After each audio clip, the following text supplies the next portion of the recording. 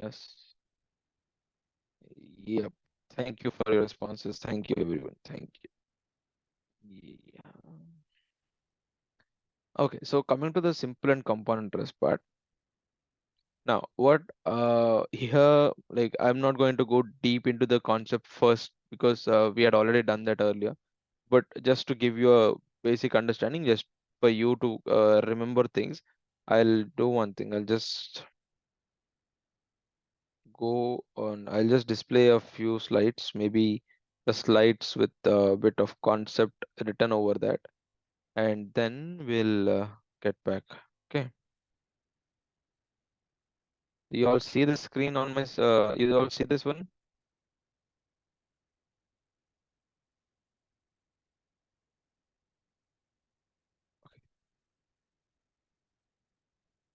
Yeah. So we are talking about two different types of interests here. One, the simple interest, and the other compound interest. Okay. So, wait. People are still joining. Yeah. One, the simple, and the other compound interest. So simple interest, it's the when yeah, as the name says, it's the simplest one, and you know that the interest rates or the interest amount would not be changing every year. So it's like, for example, you had taken like what 500 rupees, and there's a 10% interest on it for 5 years. That means every year you're going to pay the same 10% of 500. So this rate of interest is always corresponding. The rate of interest always corresponds to the principal amount, to the principal itself. You can just say to the principal. Okay, rate of interest always corresponds to the principal. So what does that mean? Always corresponds to the principal. Whatever be the time period, maybe this time period, this time period can increase with 2 more years. It can go to 7, it can go to 9, it can become 11, it can become 12. But every year, the interest amount you're going to pay is going to stay the same. That is 10% of the initial principal. 10% of the initial principal. That's the reason we said rate of interest is always corresponding to the principal itself. Okay, that's just the basic concept. And here again, if you observe, the rate of interest, which is in the percentages, is the only key thing for the whole simple and compound interest problems. When it comes to looking at it as an aptitude topic, or when it comes to looking at it as a company specific questions. Okay, so now you have this formula, obviously, like you know this formula from your childhood, like I equals to PTR by 100, that you know what is P here, what is T, and why we write it as R by 100. Why do we write it as R by 100? Because R is in percentages, right? Because R is in percentage, and you don't want to. You wouldn't be able to solve it if you take it only 10. I mean, not solve, but it is not. It is not supposed to be just 10. It is a percentage. It's 10 of something. It is 10 of something. Okay. So 10 of what it is actually what you're doing is you're trying to find out this part into the time period. That's it. This is what you're trying to do. P into R by 100. P into R by 100 into the time period. This is what you're trying to do over there. Okay. And why we are doing principal into R by 100? Because the principal, as I told you here, the rate of interest is always corresponding to the principal itself. So whatever the interest that you're trying to find out, you're trying to multiply that with the number of years. This could be 1, 3, 5, 2, 4, whatever the number it can be. That's the basic understanding of simple interest. Okay, and the terminologies, you must be very clear about the terminologies. What is the terminology of amount? What is it amount? What is amount here? Amount and ఎప్పుడు కూడా amount is always principal plus the interest. That is like if you are taking, let's say you people have taken some kind of an education loan for your BTech right now. So maybe your education loan is somewhere close to 2,90,000, or let's say 3,20,000 or something. So by the end of your tenure where you pay your loan back, maybe your interest is like somewhere around 2,40,000 interest పడింది అనుకుందాం. Like maybe you took some 7 years or 9 years to pay it. So the total amount that you paid to the bank will be 3 lakhs 20 plus 240. That will be that is what you call it as amount. And this 2,40,000 is the interest. This is the interest paid. And if you want to find out the rate of interest, you know how to find out the rate of interest. You need to find out like how much, what is the time period you need to first discuss or decide on what can be the time period, and then decide how much will be the rate of interest. Okay, this is a basic overview of the simple interest, just the simple interest. Do we have any questions, anyone? इधर question ना इवर के ना किसी को कोई question है यहाँ पे समझ में आ गया जो भी स्क्रीन पे అర్థమైందా స్క్రీన్ పైన ఉన్నది all clear? Can I go to one more slide? Can I go and discuss this component interest part? Yeah, thank you. Thank you, Vishnu. Thank you, Vajran. Thank you, Lakshman. Okay, so now coming to the compound interest part. So if you observe one thing, there's a difference between simple and the compound interest. The word compound, like, I mean, the difference is not the word compound, but yeah, the difference here is major. I mean, majorly the difference is the rate of interest does not correspond to principal, but it corresponds to amount. Now, just before this slide, we discussed on what is the amount. Vaishnavi will come to that. Will come to that, Vaishnavi. Rate of interest. Okay, ఇంతకు ముందు slide లో just the slide before this one, we defined what is the amount. Amount అంటే ఏంటి? Amount is always equals to principal plus the interest. So for every year, the amount varies. Obviously, every year amount varies. Even in the simple interest part, every year amount varies. But we don't consider the amount itself in the simple interest. But whereas in a compound interest, the rate of interest is always corresponding to the amount. It has nothing to do with the principal thing. Once the first year is crossed, from the second year onwards, or from the second tenure onwards, from the second repayment onwards, or second payment onwards, it's always going to be considered over the amount. It's never going to be considered on the principal. That's just the basic difference. The remaining thing, the terminology, everything is same. And if you are someone who goes with the flow of the formulas, so here you have the formula, but I am not someone who goes with the formula. So that's the reason I'm not concentrating much on that, but I'll definitely give you different other methods to solve it.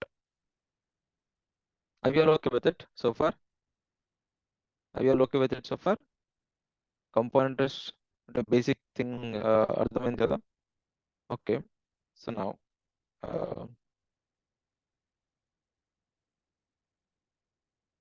so okay. Students from CMR IT and myself, we solved a few questions on the last Friday. Was it on Friday?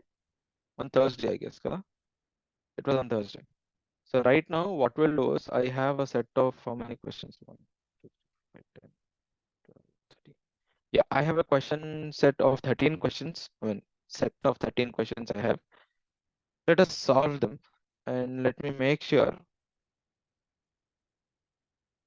you people also will have the same. Yeah, you people also will have the same level of understanding or more higher level. Let us all together now gain a much more deeper insight onto the concept of simple and the compound interests then. All right, students, then we have the first question on your screens. So now, Vaishnavi, major thing about when it comes to the simple and the compound interest is people think that without the formulas, we cannot solve this kind of questions. But yes, definitely we can solve this kind of questions. And this is a myth. This is just a myth. Like without the formulas, we can definitely do, and you will see what we can do without the formulas here. Okay, so just to shit, there are few more students again. Yeah, just to make the things clear, the first this one, let me read out the question for you. A certain sum at a simple interest amounts to 1350 in 5 years and 1620 in 8 years. What is the sum? Now, what is the sum? It says a certain sum. You don't know what is that sum. So let's say it's some kind of principal. We don't know what is a principal. That is what we're trying to find out.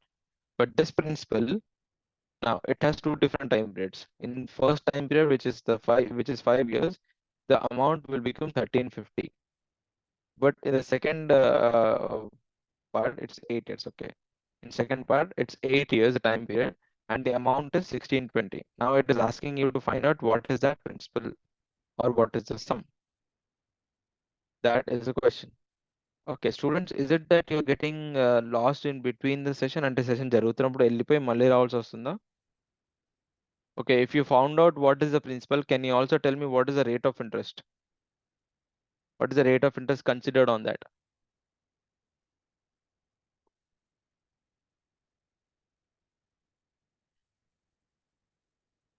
Very good, Sija. Very good, Sadik. Very good, 5R3. Very good, Ramu. Very good, Srinivas. Ramu, is that the rate of interest? What is it? 90 Ramu. Very good, Srinivas.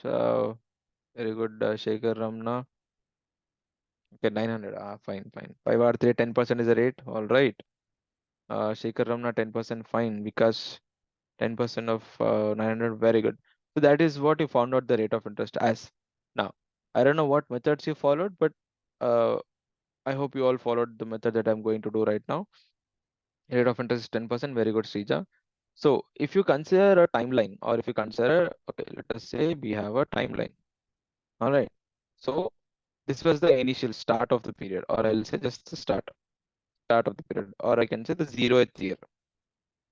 I mean, just observe the terminology that we are using. We want to stay as close as possible to the topic. We don't want to lead the topic ahead anywhere. So we use the same terminology. So at the 0th year, or at the beginning of the time, at the beginning of the whole process, the principal is still P. I mean, we don't know what it is. And it says that at a simple interest, it amounts to 13, 15, 5 years. That means, like, let's say this somewhere here, it is 5 years. Somewhere here, it is 5 years. In this 5 years, this amount became rupees 1350. This principal became the amount 1350. Whereas in 8 years of time, that is, let's say the 8 years is somewhere here. In 8 years of time, this one amounted to rupees 1620. This one amounted to rupees 1620. Now he's asking you what can be the principal amount. Now you don't know what is the rate of interest exactly, and you don't know what is the principal, because that's what you're trying to find out. So now, on this basic understanding, you need to see one thing over here. There is a difference in the total amount for the given time periods here and here. What is the difference between here? What, like, in these 3 years? In these 3 years, how much is the amount that got increased? So in these 3 years, 270. Yeah, 3 years to 270 increment అయింది. So that means for every 1 year, how much is it getting incremented? 270 by 3, obviously. That is 90. When can I say for every 1 year it is 270 by 3? Only when it is simple interest. If it is a compounded interest part, I can never come to this conclusion. Okay. So just giving you a different idea there. Okay, so for the first 3 year, or these 3 years, every year 90 rupees got increased, and for 3 years it got increased by 250. That means what, in the first five, for the first 5 years, let's say 1, 2, 3, 4, and 5. That means for this first year, the 90 was increased. Here also 90 was increased. Here also 90 was increased. 90 and 90. So now do you understand, like, why?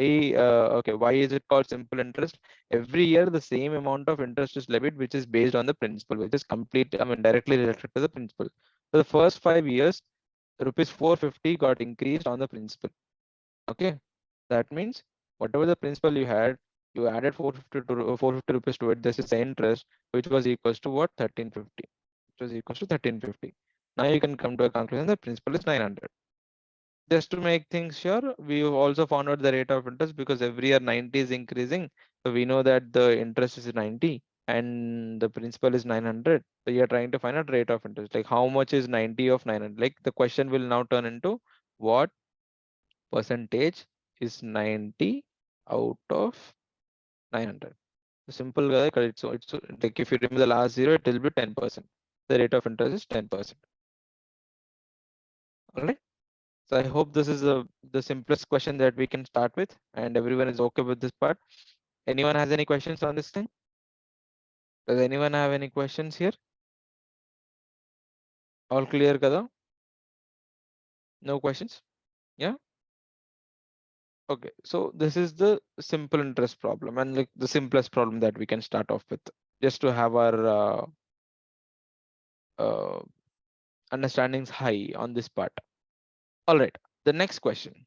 Immediately, what you see, the question is for the compound interest part. It is no more about simple interest, it's about the compound interest. Find the compound interest on rupees 16,000 at 20% per annum for 9 months compounded quarterly. There are three different things to be considered. Vajrang Tengli, can I show the answer using the formula? So yeah, what you can do is, okay, firstly, you can find out the interest over here because you have the time period. So let's say P equal, okay, you know that I equals to PTR by 100 for this one. You don't know what is P, but you know that amount is P plus I. So what you have here is amount which is equals to 1350, which is equals to P plus I. That is P plus PTR by 100. Okay, you take P as common, you say 1 plus TR by 100 equals to 1350. Now you have the time period, you have the you don't have the rate of interest for now, so just keep the R by 100 separately. Try to equate these two, get an equation for P here. So this will be 1. Similarly, get it for the time period of 8 years. Okay, that you'll have P2. You know that P1 and P2 both are equal, so equate those two, you'll get the values there. Okay, yeah. Fine. Sorry for that. I just had to go back to that question. And now coming back to this question. So you have three different things over here. First thing, okay, let's say the principle is clear. And then the second thing, the time period, it's not in terms of years, but if you observe very carefully, the time period is in months now. And the rate of interest is very clear. That it's just the terminology. Major thing that you have to consider is that the amount is getting compounded quarterly. The amount is getting compounded quarterly. What do you mean quarterly? What do you mean quarterly? 1/4 of the year, right? 1/4 of the year. Every 1/4 of the year, yeah, every 1/4 of the year, it's getting compounded. That means in a year, how many times will it get compounded? In a year, how many times will it get compounded? Every 3 months it gets compounded, right? So just give me a second, students.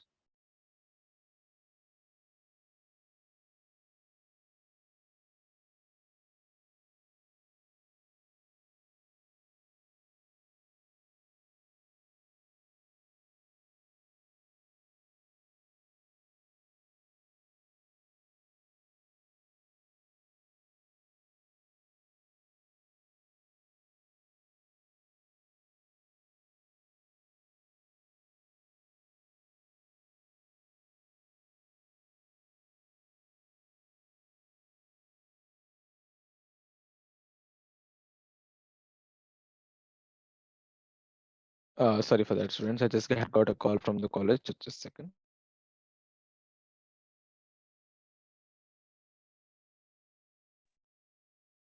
So yeah, when we said it's like quarterly, that means 1/4 of the year. How many times will it happen for a year? 3 times it will happen. It will happen for a year. Sorry, 3 times every year. Sorry, 4 times. Kada? Yeah, 4 times. So 1/4 of the year is what? 3 months. So year ki 4 times होता है. But here we have it only. It was only for 9 months of time. So 9 months lo, how many times it should get compounded? How many times it should get compounded in 9 months? So like obviously 9 months is what? 9 by 12. That is what? 3/4 of the year. And this one again, it says like it should be getting compounded quarterly. So it will get compounded for every 3 months. So for every 3 months, it gets compounded. Clear? Now, so you have the time period that is 3/4 of the year. You have it for how many times it gets compounded, for every how many months it gets compounded. You have the rate of interest also. You have the principal amount also given. Now, what do we have to find out? We have to find out the compound interest completely. So we have to find out what is the compound interest. Now, do you want to try it once? Give it a try. Take a minute or two. Give it a try. See, apply all your knowledge on this part. And people who are fond of formulas, yes, you can go and use formulas there. Try it using the formulas, try it using without the formulas, try it using the logic that you have, anything possible. Okay,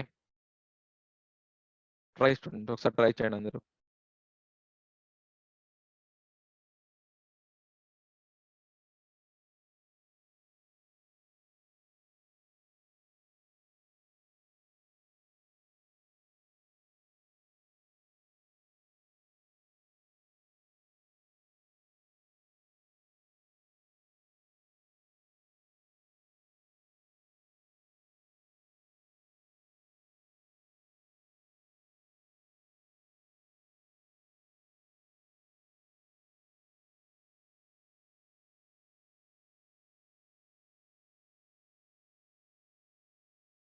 Yeah, option C says Vishnu. All right, option C. Very good, Vishnu. It was quick.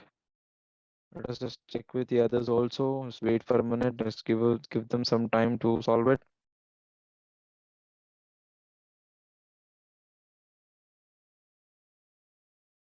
Take your time, students. Take your time. Don't worry.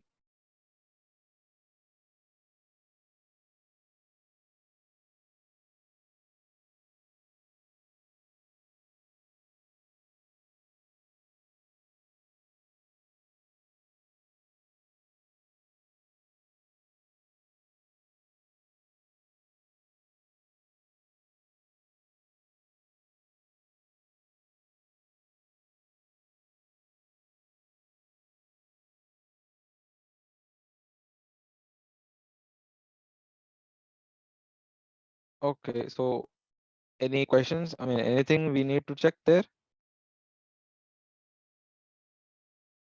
All right. First thing that you need to do. Okay. Is the screen not visible? Sir, just a second.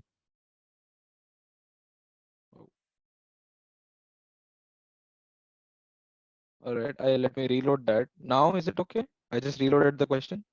I reloaded the presentation. Ah, okay. Thank you for that, sir. Maybe some technical glitch over here.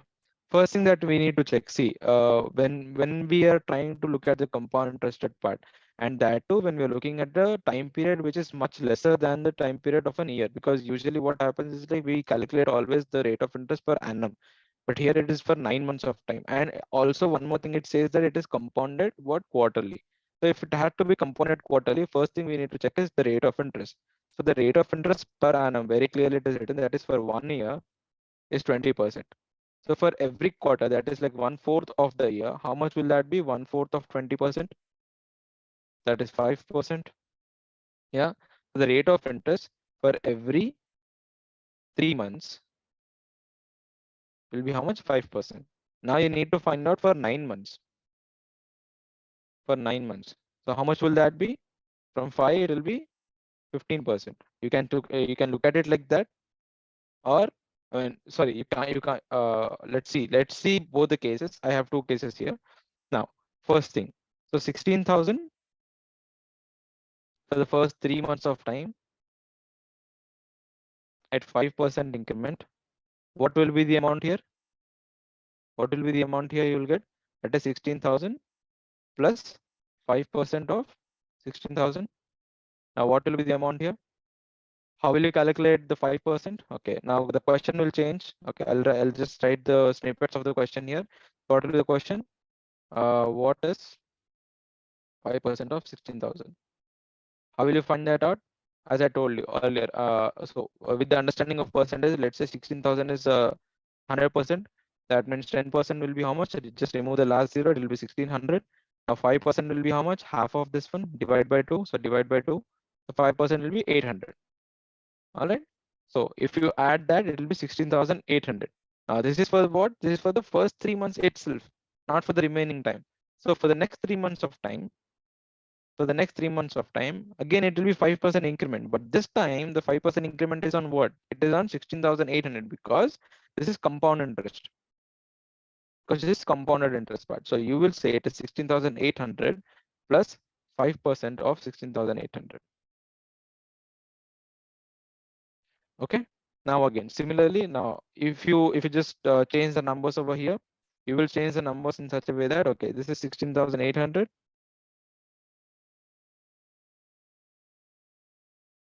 Now this will change completely. Just give me a second. Yeah, it will be 16,800. Now, what will be 100%? It will be 16,800. 10% will be how much? 1680. By 2 will be how much? 840. All right. So the first 3 months it was 800. For the next 3 months it will be 840. So it will be plus 840 to this one. So how much will that turn out to be? 17,640, 17,640 or 17,460. 640, I guess. Bhavani. ఆ తర్వాత then for the last 3 months of time, that is the last time period, again there is an increment of 5% over it one. So what will you do right now? So it will be 17,640 plus 5% of 17,640. Now, similarly, the code snippet on the left-hand side, that is a percentage snippet on the left-hand side, you will take it as this will be 17,640, this will be 17,640, this will be something about that itself. So now again, changing the numbers over here. So this will be 17,640. 100% is 17,640, 10% will be 1764, and divided by 2, which is 5%, will be what? 882, right? So now let us add that amount to the previous amount that we had. So it will be what? Totally 17,640 plus 882. So your total amount so far will be 18,522. Yeah, 522. Now, what are we trying to check for? We are trying to only see for the total compound interest. That is the final amount minus the initial principal. Okay, so that is, I'll just make some space over here. I'll make some space over here. Please observe that part of the screen. So here it will be what? 18,522 minus 16,000. So this is what will give you the total interest there. Now, what is the compound interest? 2522. Yeah. So option C is the right answer. Very good. So whoever answered it, that one, nice of you that you have done it. That is how you continue when a compound interest is not annum. It's not per annum, but it is calculated in for a different time period, and also the total tenure is not a year. So this could be anything, guys. This could be 9 months, or this could be 12, or this could be 18, or this could be 24 or 15, or whatever the number. Once you are clear with the calculation of the compound interest, this is how you go ahead with. Okay, this is how you go ahead. And one just a small thing. I have one more question here. Like I have a question. I don't know if you had this question. I have a question. Sir, now it is for 9 months. It was fine. We had done it. And maybe if it were for like 12 months per annum, we can do it. But is there a simpler way, or is there a way that we can go ahead or no? Like to solve this kind of questions? There is one, but it is not applicable for this particular question. I'll tell you that method also, but it is not applicable for this particular question, because as I tell you, like as I just want to mention, those kind of little things that we want to consider will be only possible when we have the options in a different way. For suppose, here I wrote something saying for 9 months it will be 15%. That is, for 16,000, if I add 15% of 16,000 to it, what will be the amount? What will be the 15% of 16,000? 10% will be 1,600. 5% will be what? Half of this one, which is 800. That is 2,400. Usually what will happen is, in the given options, if there is no other option which is close to 2522, and there's only, I mean, there is only one option which is close to 2,400 and which is 2522. And let's say all the remaining options are 27 something, and this is some, let's say 26 or something, and let's say this is 2,100, and this is some 2,200 something. And in this case, what will happen is that when you have only one option which is close to the option of simple interest, then you can say, okay, you find out the simple interest and choose the option which is very close to it and greater than it. It should be greater than 2,400, but close to 2,400 itself. It should not have much difference to it. So that is just a basic understanding, because the simple interest and the compound interest do not vary on a huge scale for smaller time periods. Like for the three, I'm saying time period, I'm not saying months or years. I'm saying for the 3 time periods or 5 time periods, the difference is not so huge. Only once you cross the number of 10 years as 5, then there is a significant difference between the simple and the compound interest. But until then, the differences are very minimal. Did you get what I said just now? Students, అర్థమైందా నేను చెప్పింది ఇందాక? So in case if your options are like varying with a huge difference, then you can consider simple interest. కానీ ఈ particular question కి అది applicable అవ్వదు. That's the reason I wrote this and left it here. Okay, let us see if there are any other questions where we can apply this one and prove ourselves. Okay, what if the question asks for some x quarters where x may be some big number? Should we do it iteratively like this in this problem? Because then most probably, see, one thing that I can assure you of is, most of the times the compound interest is not asked for more than 15 or 18 months. And if it is 18 months, then the compounding part is quarter. It's not quarterly, it is per annum itself. It's annually. So if I talk in terms of 10 years, if I talk in terms of 10 years, compound interest will not ever exceed the third 10 year itself. It does not exist third exclude. I mean, it does not go beyond the third 10 year in most of the cases. If you're saying, let's say in any case it goes, then we have the formula for principal saying 1 plus r by 100 whole to the power of n, where n will decide what is the time period. Or yeah, it will decide, no, sorry, not principal, it is interest. It will decide what is the time period. So every time now here where you're finding it out is, okay, 5% of this is what, this is interest. So you can find out the interest in this way and then add it to the principal to make it, then, sorry, to make it an amount. Add it to the principal and make it an amount. Similarly, you have to iteratively consider this one. Okay. But let us see if there are any other problems of such. No, Ramu, no, 10 year and 10 months kaadu. Like I'm saying, in this case, what's happening is like you're paying quarterly. That means you pay it what, and ఇక్కడ 3 times pay చేస్తున్నా అంటాం కదా. 3 times pay చేస్తున్నా. I'm calling it each time I'm calling it as 1 tenure. Like you have to pay 3 tenures. అంటే quarterly కాబట్టి 3 months కి ఒక tenure నేను కన్సిడర్ చేస్తున్నా. 3 months is 1 tenure. So you're doing how many times totally? 3 times. So 3 tenures. అట్లా చెప్తున్నాను నేను. ఓకేనా? Fine. So now let us go to the next question, everyone. On to the next question, on to the next slide. I hope the understanding is getting better and better, and let us see if we find some more simpler ways to solve the compound interest questions. Let us see over our journey in the next few questions. A sum amounts to rupees 882 in 2 years at 5% compound interest. Now, all the information is given. Now you have the amount here. You have the time period. You have the rate of interest. You know what type of interest is being levied. It is a compound interest. You need what? You need sum, that is, you need principal. Okay. First things first, you know the amount. Amount is what? Principal plus interest. And take 882 అనేది, it's not just what amount, it has the principal and also has the interest inside it. And you know it is for 2 years of tenure and 5% compound interest. There are 2 ways of doing it or multiple ways of doing it. First thing, like not just 2 multiple ways of doing it. Yeah, you can go with solving it in terms of what, using the formula that is saying a equals to p into 1 plus r by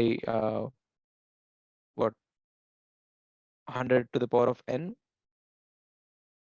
Or first find out the interest, say I equals to 1 plus r by 100 to the power of n, and then your amount will be p plus I. That you can do. Or you can go with the option verification part.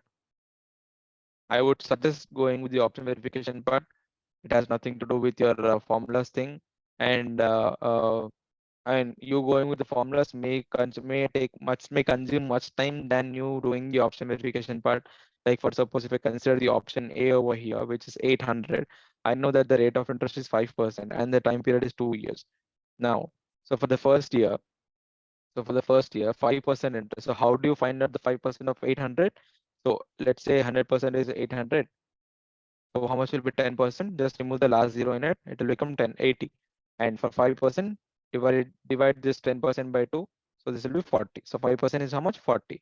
So the first year, so let's say the principal. Okay, option A, principal is 800. Okay. For the first year, interest వచ్చేసి 40 అవుతుంది. Principal is 800. So amount will be how much? 840. And for the second year, now for the second year, you have now the 100% is how much? 840. So 10% will be how much? 84. So 5% will be how much? Half of it, which is 42. So what you're going to do? Amount will be equals to 840 plus the interest amount, which is 42, which is 882. Now we'll just check if it is corresponding to the question number, whatever we have. It is 882 here, 882 here. So yeah, that's the reason we can go with option A as the right answer. Option verification will save you much time over here. And you can ask me, sir, why shouldn't, or what if the correct answer is in the option E?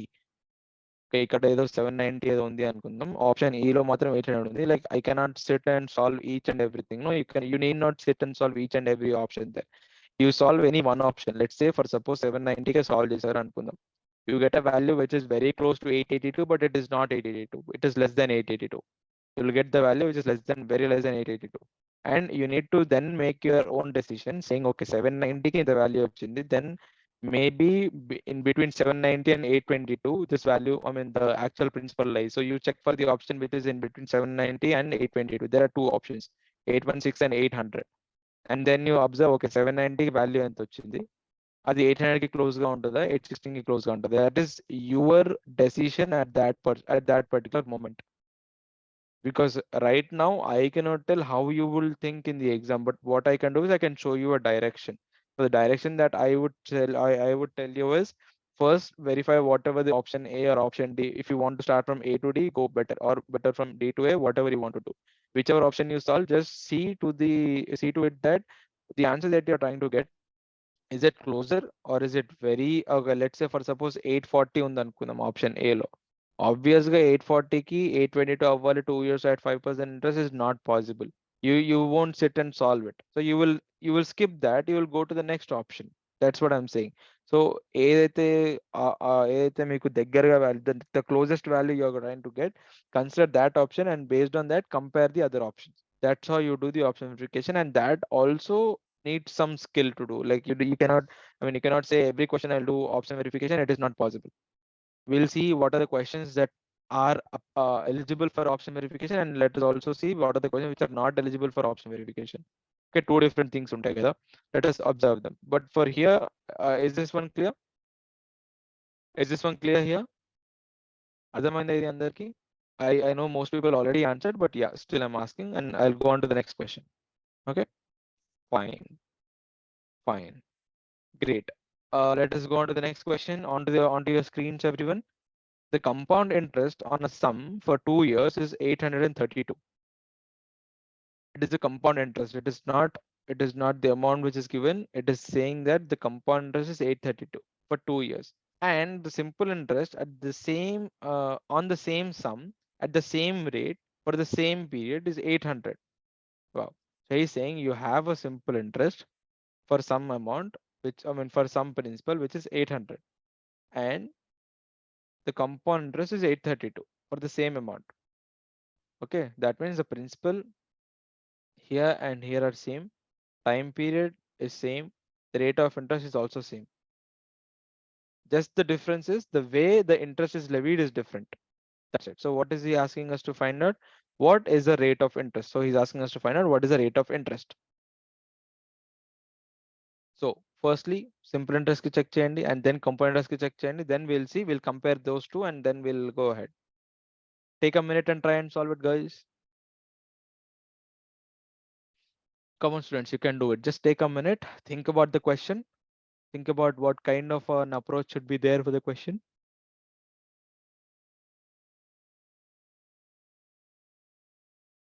Option B says Vishnu. Very good, very good, Vishnu.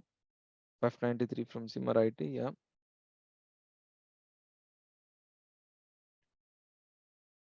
Okay, for this one, if I consider it, time period is what, 2 years?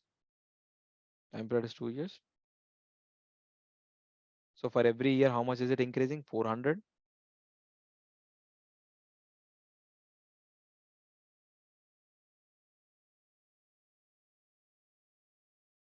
Option B, 8%. Very good.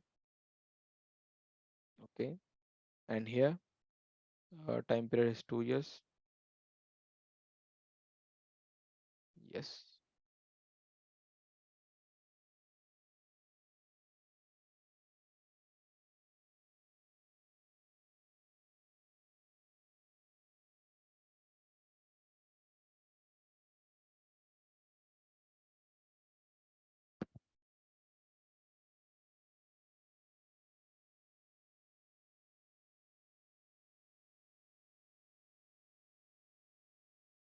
Option B says Rija. Very good.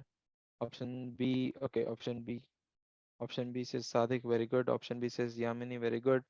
మిగతా వాళ్ళు చేస్తున్నారా? Are you guys trying?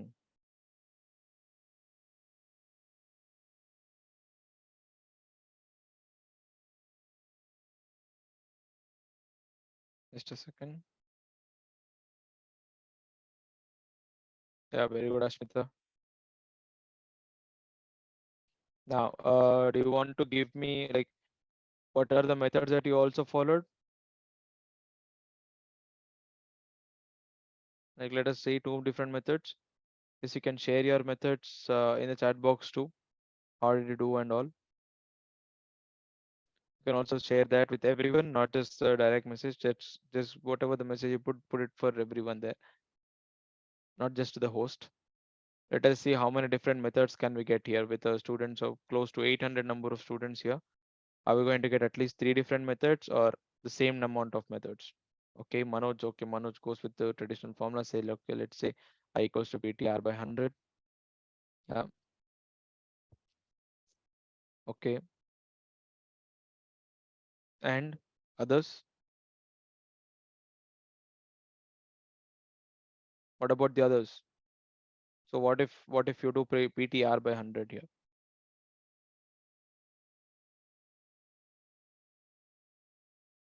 What you know here is only the time period, and you know how much interest is getting levied over here. So what you know is okay for 2 years of time, 800 is the interest. For 2 years of time, you know P into 2 into R by 100. So you know that P into R by 100 is how much? 400. This is one way.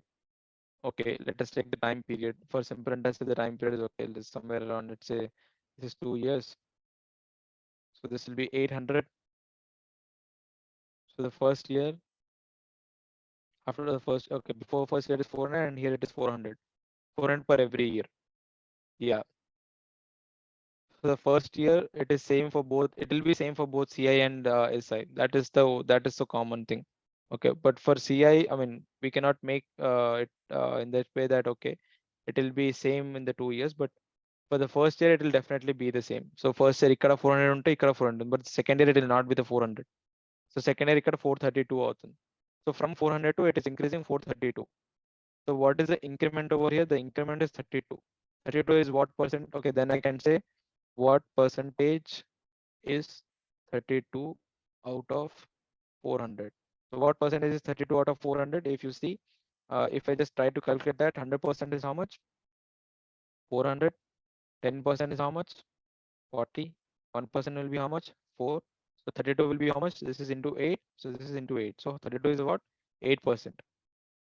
Then you can say 8% is the increment here. So if 8% is the increment over here, that means previously also there was an 8% increment. When I say previously, sorry, 8%. When I say previously from 0th year,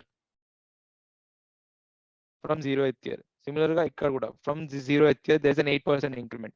So okay, let us say the rate of interest that you got is rate 8%. Now, can you also find out what is the principal here? Principal amount ఎంత అవుతుంది? What is the principal amount? Can you find out the principal amount with that? Now we have time period which is equal to 2 years. We have rate of interest which is equal to 8%. And using either the SI formulas or SI concept or using the CI concept, can you find out what is the principal? Vishnu, how to solve it using the formulas, Vishnu? Let us see if we can solve that with the formulas.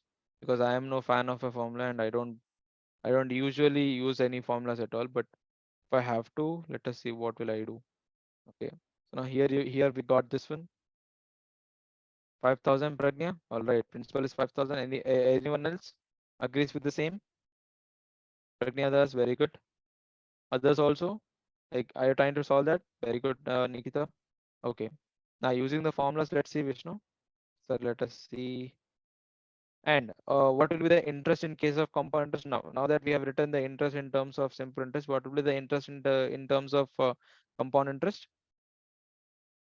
What is the interest value?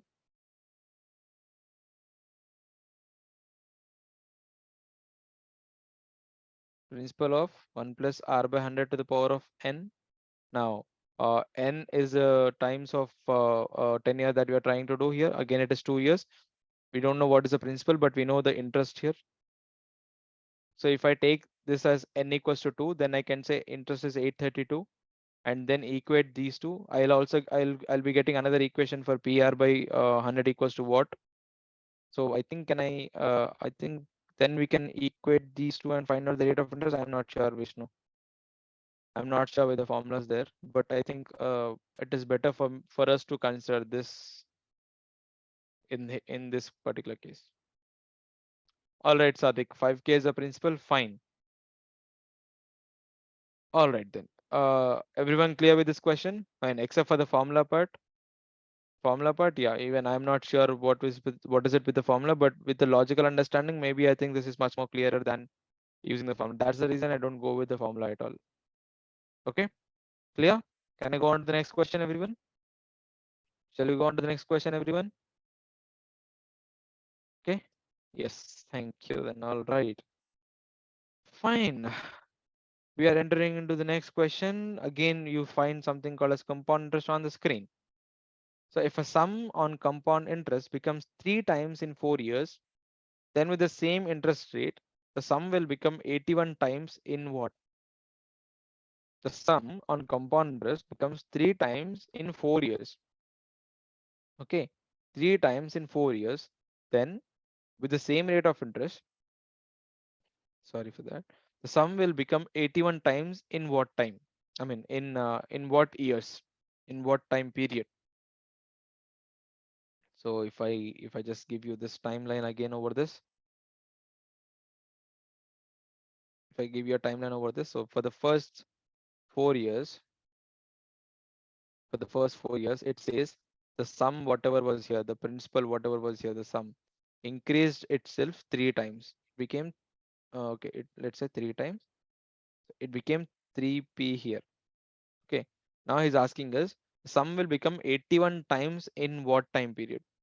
So for every 4 years, not for every 4 years, for 4 years, p became 3p. Now you want 81 times. How will you make it 81 times then?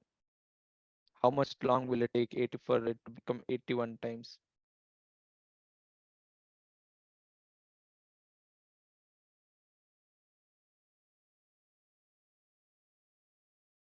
So 81 times of the principal is like what? 3 times of principal, whatever happened over here.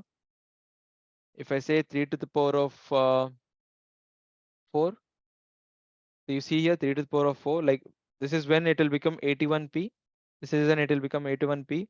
So for it to become, I mean, for it to have come to a triple times or like 3 times of the principal, it takes 4 years of time.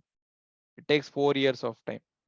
And it should take 4 times of 4 years to become 81 times.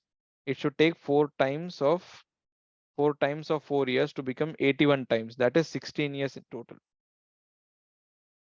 That's it. That is, it should take 16 years in total. Okay. Is that clear? ఈ 3 times of principal అవ్వడానికి 4 years అయింది. So now we are talking about 3 times of principal ki 4 under like to the power of 4, which is like 81 times we are talking about.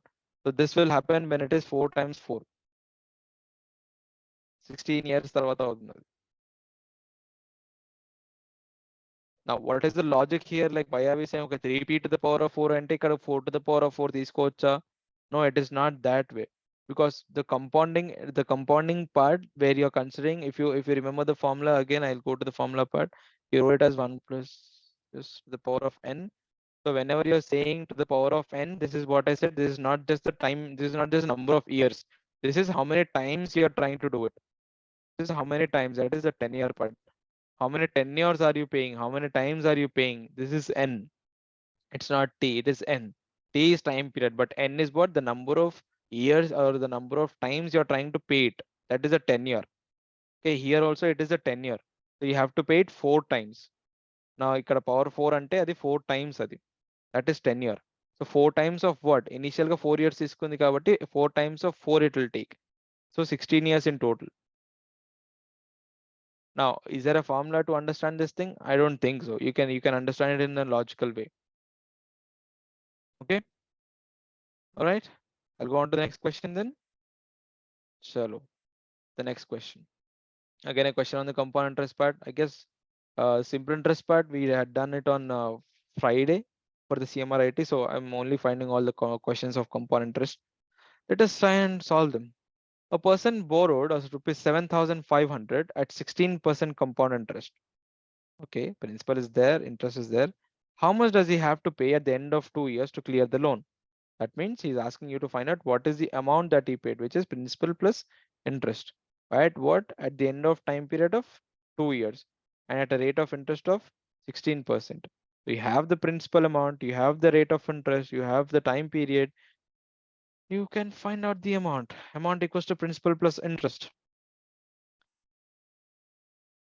Okay, now if you want to use the formula, please use the formula. If not, if you don't want to use the formula, see again the tenure is 2 years. That means you're going to pay how many times? You're going to pay 2 times. The interest is paid 2 times.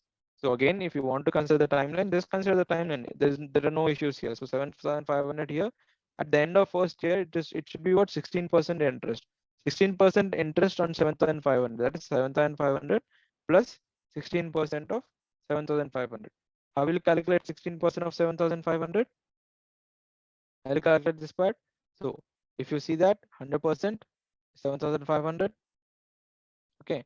Now what will be, I can consider what is 1%, or I can say what is 10%. 10% is 750.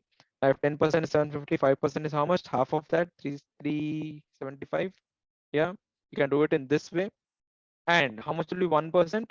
It will be by 10, divide by 10 here. So divide by 10 here. 1% will be 750. So 16%, how can you consider 10 plus 5 plus 1? 10 plus 5 plus 1 is 16%. So you can add these three here. This is 750. These three you can add. So 375 plus 775 is 450. 450 plus 750 is how much? 1200. 16% of 7,500 is how much? 1200. You can find out in this way. So this is for the what? This is for the first year. So after 1 year, it will be how much? 8,700. And then again, for the second year time, so 8,700 plus 16% of 8,700. This is for the students who are trying to do it without using the formula. All right. So this you can do it again. So 100% will be 8,700.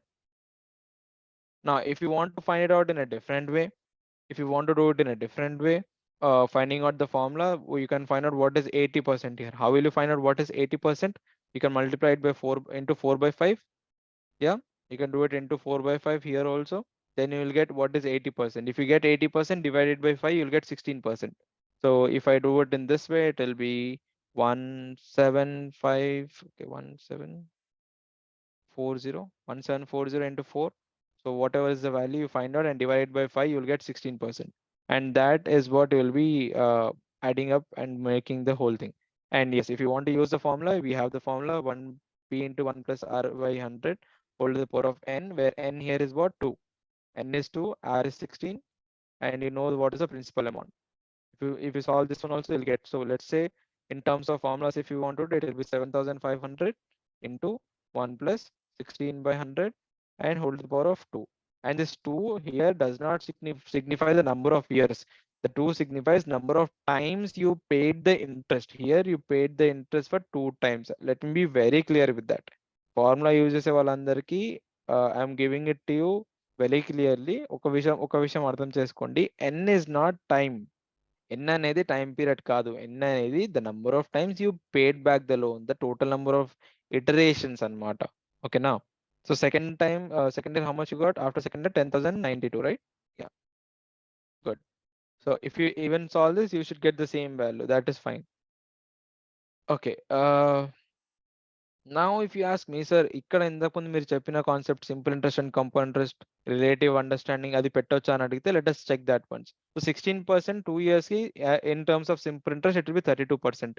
So can we find out what is 32% of 7,500, please? Can you give me the value of 7,000? I mean 32% of 7,500 quickly. 32% of 7,500. 10% ఎంత? 750. 10% is 750. 30% ఎంత అవుతుంది? 3 times అవుతుంది. 2,250. తర్వాత ఇంకా 2% add కావాలి. 1% is 75. 2% ఎంత? 150. So add చేయండి. So 2,400. 2,400 plus 7,500. ఎంత అవుతుంది మనకు value? 9,900. We know that this is what? This is simple interest. So ఇక్కడ మీకు ఇచ్చిన ఫస్ట్ ఆప్షన్ ఏంటి? This is simple interest. But we know that simple interest will be less than the compound interest because the time period is only 2 years. The difference will be very less. Because the time period is 2 years, the difference will be very less. So దీనికి closest గా ఉన్న greater number ఏంటో మనకు కనుక్కోవాలి. What is the closest number which is greater than 9,900? That is 10,092. you can straight away go with that option. Trust me, this is going to work even in your CAT examinations. Yes, that's what. Ramesh, when I say the number of times you're going to pay back the amount, I mean to talk about the tenure itself. So ఇక్కడ మీరు ఎక్కడైతే inform చేశారో okay, you're trying to give me the formula for total amount itself. All right, so Ramesh is giving us a good formula there. So wait, Ramesh, just let me copy that part, or let me just write it somewhere. Okay, I'll write it here with the different ink. So Ramesh is giving us a formula there for amount. How will you find out the amount? Using the formula, it says P into 1 plus R by N whole to the power of T. Now, T is the total time period. N is the number of times you are paying it. That is the iterations, as I said, the tenure part, and the rate of interest here. So this will give you the total amount. Maybe with this also you can try and see if you are able to do it. This particular one. Ramesh, thank you for the formula, Ramesh. So N and T can be equal, cannot be equal. And the time period 2 years but if it is compounded annually, then it is the N value is T. But if it is compounded not annually but half yearly, and let's say if the compounding is happening half yearly, and every year 2 times అవుతుంది. So 2 years can times అవుతుంది, 4 times అవుతుంది. So then the N value will be 4, but time will be still 2 years. So N equals to 4, time equals to 2. N ki T ki other difference అర్థమైందా? Students, N and T, did you understand the difference between the variables N and T? The N is number of times you are trying to pay back. That is the compounding part. Number of times it is getting compounded అనుకుందాం. Okay. And the T is the total time period, irrespective of the number of iterations. T is the time period. That's it. Okay. Is that clear with everyone? Is that okay with everyone? Students, can we move ahead? Shall we go ahead to the next question?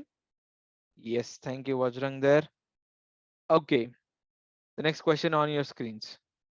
Again, a compound interest problem.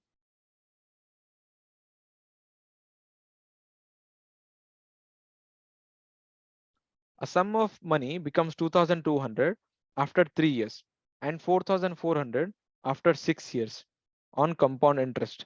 What is the sum? See, it is clearly saying it is compound interest.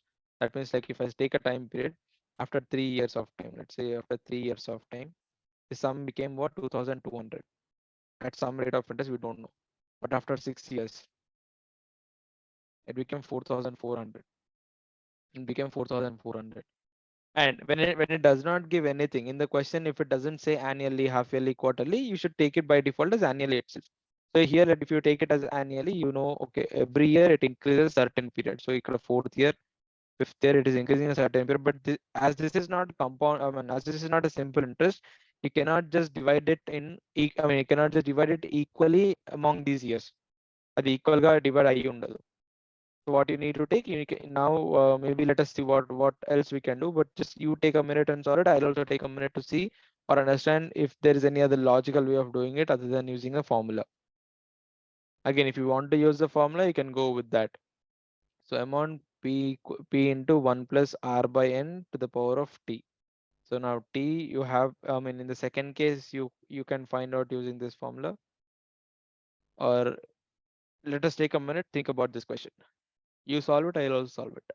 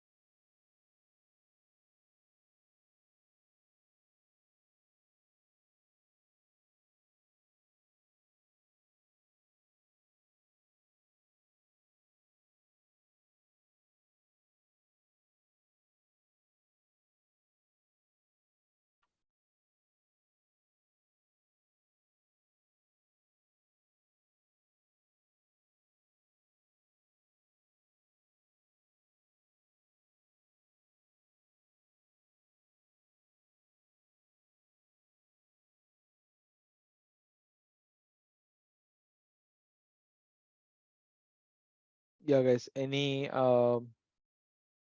with the formula or anything with the other logical ways of solving it? Sum of money becomes 2,200 after 3 years and 4,400 after 6 years on compound interest. The sum is what?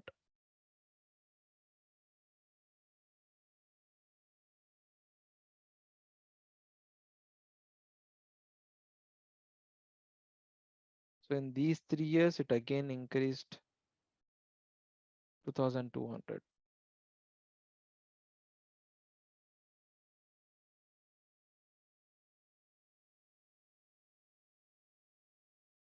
And if you go logically, the answer should be 1100 here, if you think logically. But let's see if we get the exact answer from someone.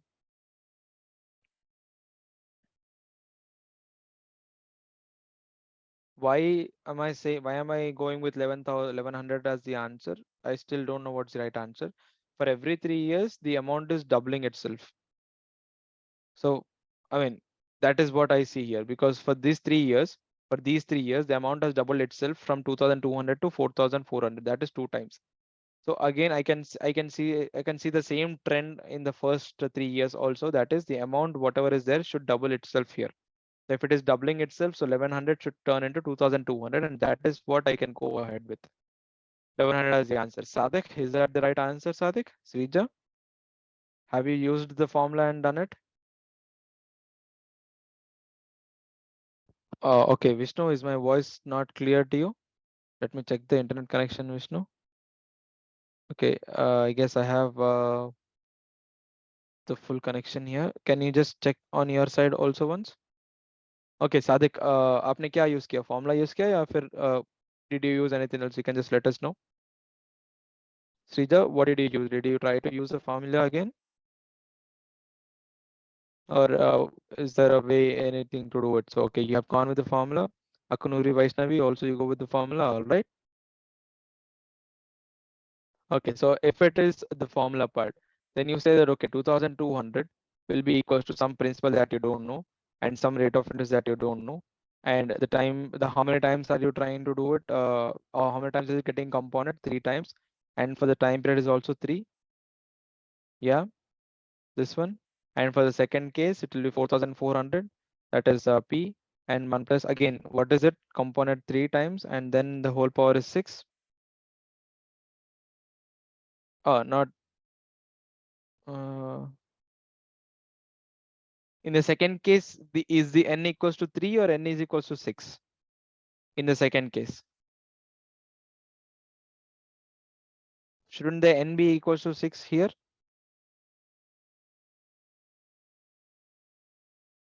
What is the value of n here, Manoj or Ramesh?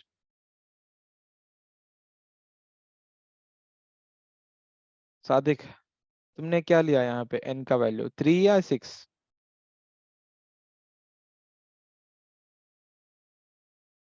Sreeja, ఏమైంది? Hello?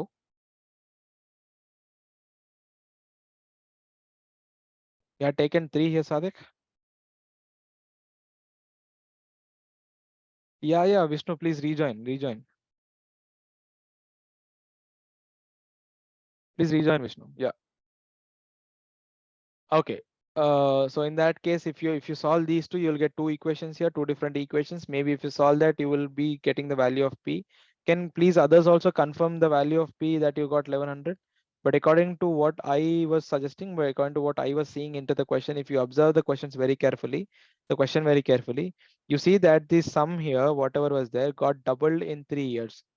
It got doubled in 3 years. That means it should have followed the same trend earlier, that before 3 years, it was exactly half of it, because it is doubling after every 2 years. That's the reason I consider 2,200 divided by 2 here, which is 1100. Okay, so 1100 is becoming 2 times in 3 years, and then again that 2,200 will become 2 times in the next 3 years. Okay. So are we clear here, students?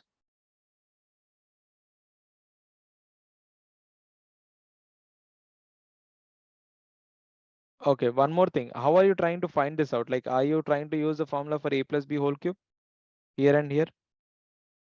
ikkadaithe mari too much kada. Ikkada whole to the power of 6 you have. What are you trying to do? Are you trying to do this thing here, or are you considering saying p, okay, 1 plus r by 3 will be equals to 2200 divided by p whole cube root of this? What are you trying to do here?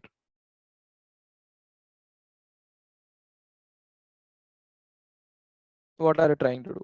And here in this case, Sadik, यहाँ पे time period आपने 6 लिया कि 3 लिया? What is the value of t that you have taken?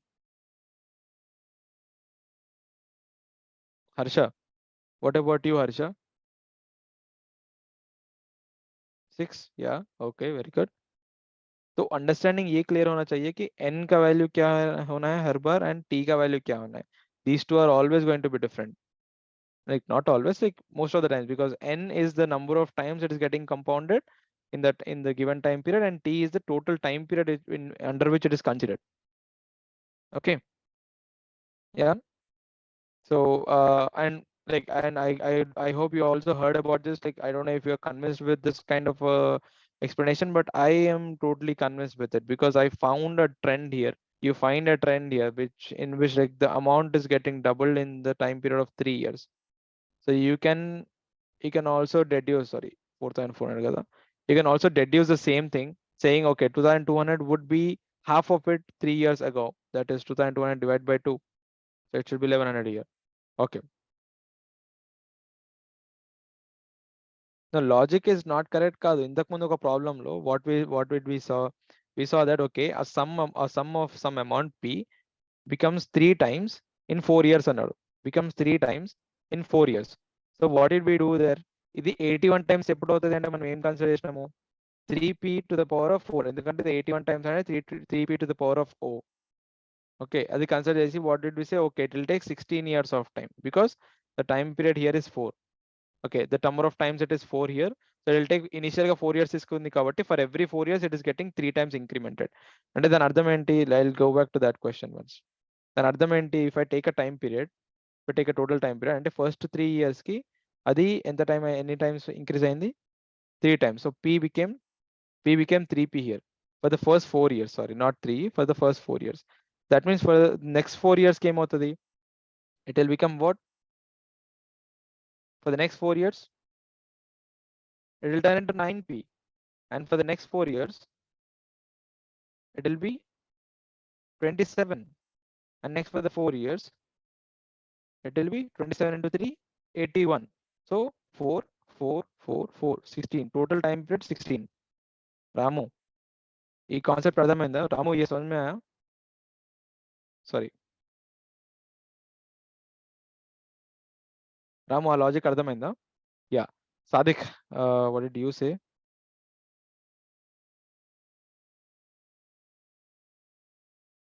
P into 1 plus r by 100 whole cube equals to 2. I've used the formula, Srija. Okay. Okay, fine. Fine. All right, both the cases. All right. So then there's a mistake in whatever I wrote on screen, kada. You did not tell me. Fine. So here it should have not been 100 there. It should have been a, oh yeah, you have to consider what? You have to consider what?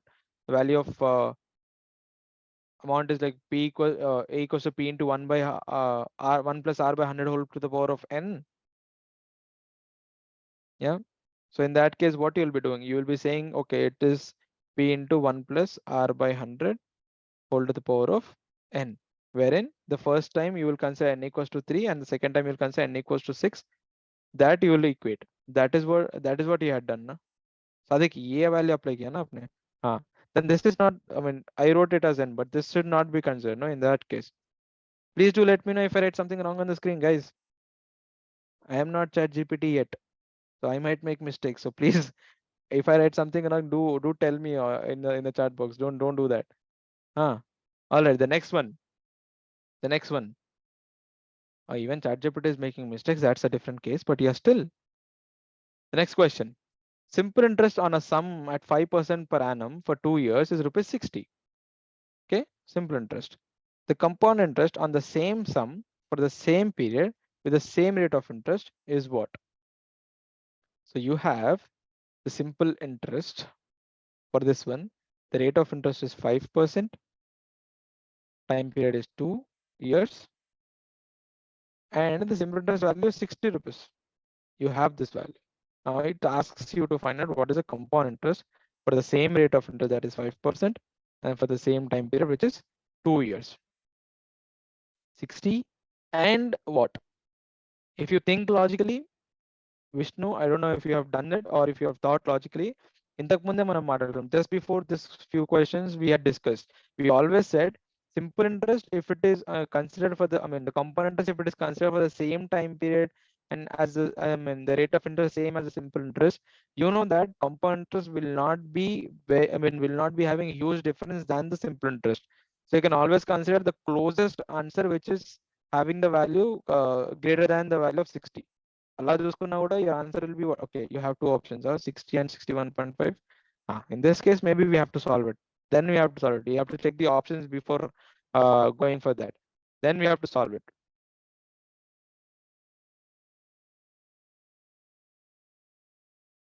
So 5% for 2 years, that means what? 10%.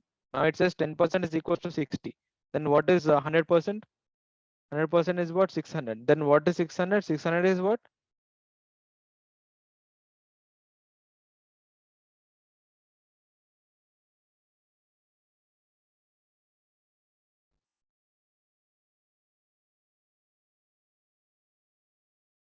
What is 600 here? This is the principal, yeah. Now on this part, so for the first year 5%, 600's 5% is what? 30. And second year it will be 630 here. 5% of this will be what? 10% is 63. 5% will be 31.5. The total if we add it will be 61.5. Did you understand this line, this part here? If I just mark it as 1, did you all understand the point 1? Did you understand why did I write it in that way? Did you understand this part? So this is important. Like, if at all you're having this understanding, right? So most of the questions you won't need a formula if you have this understanding. Yes, there will definitely be 10% of questions that might need formulas, but yes, the 90% we can do it, right? So this was 600 in the beginning, but 5% interest 30, 10% is 60, so 5% is 30, it will be 630. Then again 5% of this, 10% is 63, 5% is half of that, 31.5. Total interest is what? 61.5. Okay, 61.5. I hope the percentages are also getting clear for you, CMREC students. Percentages kuda ardhamautunnattunnai. Are you all understanding the ways that we are solving the percentages in? This is the way that we are doing it. We don't need always a formula a by b into 100. Like, this is not needed. Not needed always. There are much more simpler ways to solve percentages, this way and this way. Okay, always be open to these kind of methods. All right, the next question on your screens, everyone. A man borrows rupees 12,500 at 20% compound interest. At the end of every year, he pays 2,000 as part repayment. How much does he still owe after such three such repayments? So he's saying that a man borrows 12,500 plus, for every, at 20% compound interest. But at the end of every year, he pays rupees 2,000 at part repayment.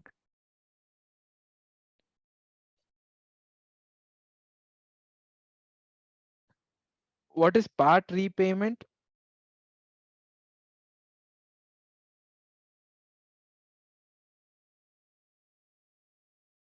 Uh, not not exactly EMI, but do you does anyone here owe any credit cards? Like, if you make a bill on a credit card at every end of the month on the billing cycle, it will be telling you to say, to pay the total amount, or there will be something called as a minimum amount. That minimum amount is a part repayment. That means like you're not paying the whole thing, you're paying only the certain amount, but that will not reduce your total principal. But it will, what will happen is like you will reduce the amount of interest for the next year. That's it. But it will not impact the whole thing. So in this case, let's say 12,500, 20% compound interest. At the end of every year, he pays 2,000. So 3 years we need, right? So let's say if I take a if I take a time, if I take a total timeline, 3 such years. So let's say for the first year, the amount here was 12,500. So now, ఇక్కడ 20% increment అవ్వాలి. So what will be the amount after the 1 year? After 1 year, what will be the amount?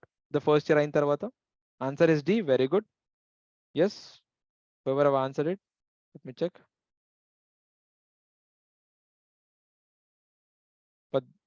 Padayamini, very good. Tejasvi, very good. Harshasri, very good. Sadek, Narangiri, Bharat Kumar, very good. Welcome to the chat box, Bharat Kumar. Very good, Srija. All right. What will be the 20% of 12,500? How much is 10%? 1250. 20% is how much? 12% is how much? 2,500. Very good. Add it to it. It will become what? 15,000. Now you paid how much here? You paid 2,000. So what will be the amount now? 13,000. Okay. Now for the next year, what will happen? Compound interest kada. So it will be on the latest amount, 20% of 13,000. Now that will be the interest here. What is 10%? 1,300. What will be 20%? 2,600. So add 2,600 to it. 15,600. Now pay what? Again you pay 2,000. Now what will be the amount? 13,600.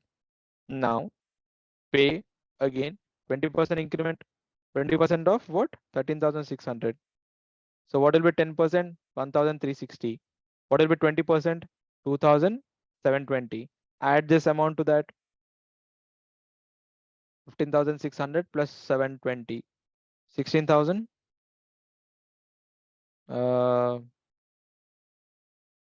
320. Okay, fine. Thank you for that, Yamini. 16,320. Now again, you pay how much? 2,000. So what will be the amount now? 14,320. Okay. What will be the amount? 14,320. I hope it is pretty clear for everyone. Calculating percentage is also becoming easier, I hope. And also understanding the importance of timeline on this is also being understood, I believe. Yeah. All clear with this one, right? Okay. So let us see. Let us also understand, is there any other way that we can do it? I mean, just trying to see. I'm not sure if there is any other way, but what if there is something else to do it? So I'm just considering, again, I'm considering the SI concept. I'm just considering the SI concept. If 20% interest for 3 years, it will be 60%. So 20% of this is 2,500, we just said. So 60% will be how much? 3 times of it. That is 7,500. That will be 20,000. So 12,500. Okay, 12,500 plus 7,500. That will be 20,000. Are you all following me, students? It will be 20,000 at the end of what? At the end of time period 3 years. This is for 3 years. Are you all following me, students? But he's paying 2,000 per every month, kada. Per every year. So 3 years he'll pay how much? 6,000. So what will be the amount? 14,000. Sorry, 14,000. Now we obviously know simple interest will always be less than compound interest, and compound interest will be greater than this one in a very slight that. Okay, in a very slight way. So what is the closest answer to 14,000 here? 14,320. See, I'm telling you again and again, it is not always possible. What if there was another option, option D, which said rupees 14,000, let's say 280, then I'll not be able to choose between these two. I'll not be able to choose between these two. If there should only be one option which is very close. There cannot be two options which are very close. There cannot be another option which says 380 also. There cannot be another option. There should only be one option. I'm telling you to very clear. Okay, Ramu, I'll repeat it once. Just look at it, Ramu. Understanding ఏంటి అంటే simple interest is less than compound interest, and compound interest and simple interest కి మధ్యలో difference అయితే ఉంటుందో అది చాలా minimal ఉండాలి, చాలా క్లోజ్ గా ఉండాలి ఇవి రెండు values. That is the basic understanding for the given tenure, for the given time period. So here what we are saying, simple interest అనేది 12,500 at the amount 12,500 at an interest of 20%. If I consider it for 3 years, అంటే 20% per 1 year కాబట్టి in 3 years కి ఎంత అవ్వాలి? 60%. So I am saying the amount after 3 years will be 12,500 plus 60% of 12,500, which is nothing but 12,500 plus ఇక్కడ 60% of 12,500 ఎలా find out చేస్తాం? మళ్ళీ you have multiple ways of solving it. One, you can say 10%, find out 10% multiplied into 6, or if you know the exact fraction percentage thing, 60% is nothing but 3 by 5. They can multiply 3 by 5 into 12,500. Okay. So here also you can do it. 2,500. That you'll get 7,500. So 7,500 దీనికి add చేస్తున్నాం. So total value ఎంత అవుతుంది? 20,000. ఇది amount. Okay. Now he's paying back 2,000 every year. 2,000 payback per year. So for 3 years కి ఎంత pay చేస్తాడు మరి వాడు? 3 years కి 6,000 పే చేస్తాడు కదా. సో 20,000 లో 6,000 రిటర్న్ పే చేసినాడు అప్పుడు. ఇప్పుడు ఎంత మిగిలి ఉండాలి? 14,000 మిగిలి ఉండాలి. కానీ ఇది ఎప్పుడు? This is when you consider simple interest, not compound interest. So what I'm saying, simple interest will be less than compound interest, right? So ఇక్కడ ఏదైతే వాల్యూ సింపుల్ ఇంట్రెస్ట్ కి క్లోజెస్ట్ గా ఉంటుందో అదే మీ answer. So 14,320 is closest to the 14,000. So that will be your answer. But I am telling it to you once again clearly. If there is another option which says 14,000 some other change, you cannot consider this method. So whenever you want to do this, observe the method, observe the options. Options లో మీకు variations ఎక్కువ ఉంటేనే ఇది consider చేయండి, or else you can't do it. 21,600 for Sadiq. How, Sadiq? I mean, you mean to say it in terms of compound interest? Compound interest में बता रहे हो क्या? Okay, fine, that's okay. All right. So is that clear right now? But we cannot consider the compound interest for 3 years straight away, because every year it should get, I guess you have done it already. Fine. Okay, I hope it is clear. Let's go for the next question. Next question. Thank you, Yamini, for that. All right. A man lent rupees 3,000 for 4 years and rupees 5,000 for 7 years at a certain rate. If the total interest earned is 2,820, find the rate of interest. Now, we have come out of the simple and the compound interest problem. We have come on to the general questions now.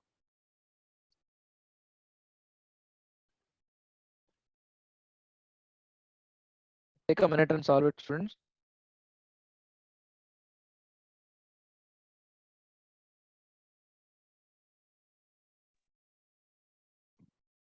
Okay, a man lent rupees 3,000 for 4 years and 5,000 for 7 years at a certain rate. The total interest is 2,820. Find the rate of interest. 6%. Okay. See, the total interest which is earned contains the interest that is earned from 3,000 rupees for 4 years, principal for 4 years, and 5,000 rupees for 7 years. It contains both of it. I mean, the rate of interest is same, however.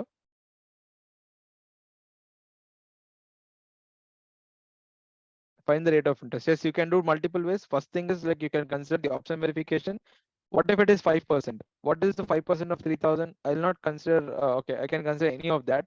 What is the 5% of 3,000? 10% is 300, 5% is 150, and 4 years, 150 into 4, 600. So this will be amounting to 600 interest. And here, if I take 5% again, 7 years ki 35%. So I have to calculate what is 35% of 500. I have to calculate what is 35% of 500, or I can say 5% is how much? 10% is 500, 5% is 250. 5% is 250, so 35% will be how much? 250 into 7. 250 into 7. This will be somewhere close to what? 25 into 7, that is 175, 1750. If I add these two, it is 2350, which is not equal to 2,850, 820. So 5% will not be an option, and I'll not consider 5.2, obviously, because it will just be greater than what? Very minimal. Option C, if you say option C, that is 6%. If I consider 6% per annum, we just consider 5% is how much? 150, and 6% will be how much? 180. 180 for 4 years. 180 into 4. 180 into 4. The interest I'm talking about. 180 into 4. How much will that be? 720. Now this is one case. And on the other side, interest will be how much? Again, 6% we said. So 10% is what? 500. 1% is 50. 6% will be how much? 300. And time period is what? 7 years. 300 into 7. That is 2,100. So adding these to 2,100 and 720, it is 2,820. Option verification lo meeku maximum answer vachestundi ikkada. You don't have to worry about that, or else you can go with the formula. So interest, simple interest, I equals to PTR by 100. Here also I equals to PTR by 100. So what you know is very clearly I1 plus I2. Let's say two different things. Okay, I1 plus I2 kada. You know that I1 plus I2 will be equals to 2820. Now here the principal is different, that I understood, PT by 100, and here also the principal is different, so T by 100, but overall the rate of interest is same, R equals to 2820, right? You can do it in this way. So you know that what is the principal? 3000, time period 4 by 100 plus 5000 into time period what? 7 by 100. Rate of interest you are unaware of equals to 2820. So if you add these two, it will be 12,000 and it will be 35,000. So total is 47,000 by 100. So you will get 470 into R equals to 2820. So R will be equals to what? 2820 by 470. So 47 into 6 should give you this value. R will be equals to 6%. Now I had some explanation from Yamini Sri. Okay, SI1, SI2, total interest.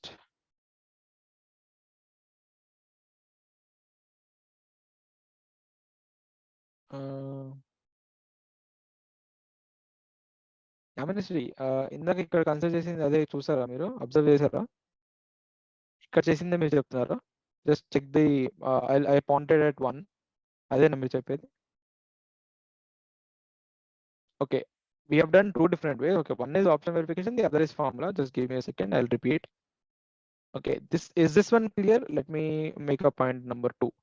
Point number 2 clear? Can you please observe the point number 2, 5B7? Just once observe the point number 2. Is this one clear to you? This is P1 T1, this is P2 T2. Is this one clear? Can you please observe this one? Others also? మిగతా వాళ్ళకు కూడా ఇది అర్థమైందా? బాకీ लोगों को ये समझ में आ गया? Others, did you understand this particular way of solving it? Now let us come to the option verification part. For the option verification, what we considered, Yaminisri, please you also observe this one. Okay, firstly, obviously we go with the first option. 5% తో వెళ్తున్నాం. 5% of what? 5% of this one, right? So how will we find out 5% of this one? I said 10% is how much? 300. So 5% will be how much? 150. So 5% for what? 4 years kada. So 150 into 4. How much will that be? 600. So for the first thing, the interest will be 600 for the first principal. For the second principal, I think you have also done the same thing. 10% is 500, 537. 10% is 500. So what do we want? We want 5%. 5% is how much? 250. But for how much of time? For 7 years of time. So 250 into 7. How much is 250 into 7? 25 into 7, 175 కాబట్టి 1750. So total interest ఎంత అవుతుంది? 600 plus 1750, 2350. కానీ మనకు కావాల్సిన value ఎంత? 2820. I'll just make a point number 3. Point number 3 clear? 5B7 and also others. 3 వరకు అందరికీ క్లియరా? Say yes or no, thumbs up or thumbs down. Cheers or no cheers. 5B7 point number 3 వరకు అర్థమైందా? Yes అయితే yes, లేదు no అయితే no. I'll again repeat, no worries. Okay, so we rule out option A. Option B, I don't want to check because ఇక్కడికి పెద్ద తేడా ఏం లేదు, 0.2% తేడా ఉంది. I'm not checking it. I'll go with the option C now, 6%. Same, 6% ఎలా calculate చేయాలి? ఇప్పుడు 10 ఇప్పుడు we said like ఇప్పుడు 100% వచ్చేసి I'll write 100% వచ్చేసి 300. సో నాకు 1% కావాలంటే ఏంటి? 2 zeros తీసేయాలి. ఇక్కడ 1% ఎంత అవుతుంది? 3000 కదా. ఓకే, 2 zeros తీసేయాలి. So 1% will be 30. 6% ఎంత అవుతుంది అప్పుడు? 180. సో 180 ఎంత టైం పీరియడ్ కి? 4 years కి కదా. ఇంటూ 4 ఎంత? 720. 180 into 4, 720 వస్తుంది వాల్యూ. సిమిలర్ గా ఇక్కడ 6% కన్సిడర్ చేయాలి. ఇప్పుడు 5000 కదా. 100% వచ్చేసి 5000. 1% ఎంత అవుతుంది అప్పుడు? 50. 1% 50 అంటే 6% ఎంత? ఇంటూ 6 కదా, 300. ఎంత? 300. 6% is 300. కానీ ఎంత టైంకి? 7 years కి కావాలి కదా. 300 into 7 ఎంత వాల్యూ? 2100. రెండు కలిపితే ఎంత? 2822. ఇది మనం వెరిఫై చేయాలి, క్రాస్ వెరిఫికేషన్. ఓకే, ఇది 2822, సరే ఇది 2820, ఇది కూడా 2820. రెండు వాల్యూస్ ఓకే అయ్యాయి కాబట్టి 6% ఆన్సర్. అది ఆప్షన్ వెరిఫికేషన్. లేదు ఫార్ములా కావాలి, ఫార్ములా త్రూ చేయాలి అనుకుంటే ఇలా చేయవచ్చు. ఏంటి? I mean we have two different interests, interest 1 and interest 2. Interest 1 is P1 T1 by 100, interest 2 is P2 T2 by 100. Why am I taking R common? Because he did not say that they are having two different rates. It said at a certain rate. That means both of these are having the same interest. So I took out R as common. PTR by 100 kada R I took out common. And then after solving it, you get R equals to 6%. I'm not telling you how we solve it. Like that is basic thing. But both of these clear for everyone. सभी लोगों को समझ में आ गया? Everyone understood it? అందరికీ అర్థమైందా? Yes. Shall we go on to the next question, students? Very good. Come on, students. We can do it. We will do it. Sir, without formula, option verification नहीं. ऐसा कुछ technique है क्या? Option verification भी नहीं करना है क्या? Even without option verification, you're saying? Let's see. A man lent 3,000 for 4 years and 5,000 for 7 years at a certainty. If a total interest earned is 2,820, find the rate of interest.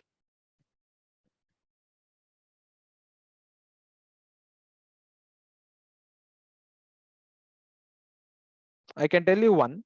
तुक्का नहीं मारना है same. तुक्का कितने मार के कितने सही आ जाएंगे. I can give you one. I want you to observe the screens. I can give you one method, but I don't know if it is going to be applicable for all the other also, all the other problems also. ऐसे वाले problems. ठीक है, एक बार screen देखो. Now, basic relation you need to understand between the interest and PTR. Okay, first I think I'll need this one. Observe this part, everyone. Observe this part. If I say I equals to PTR by 100, now here the rate is constant, right? The rate of interest is constant between both of the interests. Do you all agree to that? The rate of interest is constant, or let me, okay, rate of interest is constant. I'll just remove this part. Here it will be same. Guys, give me your agreement. Do you say the rate of interest is constant here for both the cases? I equals to PTR by 100, where rate of interest is constant. 100 is again a constant value. So I am now saying I is directly proportional to P into T because R by 100 is a constant. Same. आप भी समझ जाओ. Because R by 100 is a constant, so I is directly proportional to P into T. That means if I have to vary I'll have to vary both of P and T. Okay. Then if I'm saying I1 and I2, if I have two different interests, that means the two different interests or the total interest earned will be in the terms of the ratios of the product of principal and time period. Then I think what I mean is the interest that is earned from the first time from the first case and the interest that is earned from the second case should be in such a ratio that it will earn the total interest. That is for much more clarity, I'll write it as 3,000 into 4 is to 5,000 into 7. Now this should be the ratio. This should be the interest ratio. This should be the interest ratio. That is I1 is to I2. Okay. Let me write it as point number 4. Point number 4 समझ में आ रहा है सभी लोगों को? Not point number 4. Let's say point 4 and 5. 4 and 5. Are you following, students? 4 and 5. Are you following this one? Please concentrate on the screens. Please concentrate on the screens. So now, if I say, okay, I'll remove these 3 zeros and these 3 zeros here. So the ratio here is 12 is to 35. The ratio here is 12 is to 35. That is I1 is to I2. I1 is to I2. Now, the question gives us that, okay, I might have to take this part of the screen also. The question clearly gives us that, okay, I'll take this blue ink. Observe the blue ink, everyone, here. The question clearly tells us that I1 plus I2 equals to 2820. I1 plus I2 equals to 2820. Now, this is divided into the ratios of 12 is to 35 according to this part, according to point number 5. 12 is to 35. इसका मतलब first वाले का interest कितना होना चाहिए? 12 by 40, 12 by 47. Guys, sorry for that. नहीं, यहाँ पे नहीं हो रहा है करने. Just can you wait a second? I'll take a new slide. वो better हो जाएगा. I can give it to you on a new slide now.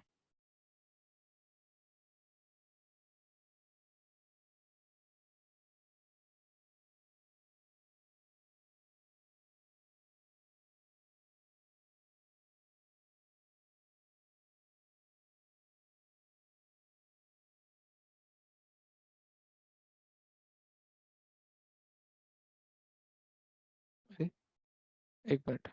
Or did you copy what I wrote on screen? Can I erase the right part? Can I erase the formula thing here? Or the option verification part? Okay, let me erase the option verification. It's better. एक बार screenshot ले लो. I'll erase the option verification thing. Done. I need some space for that.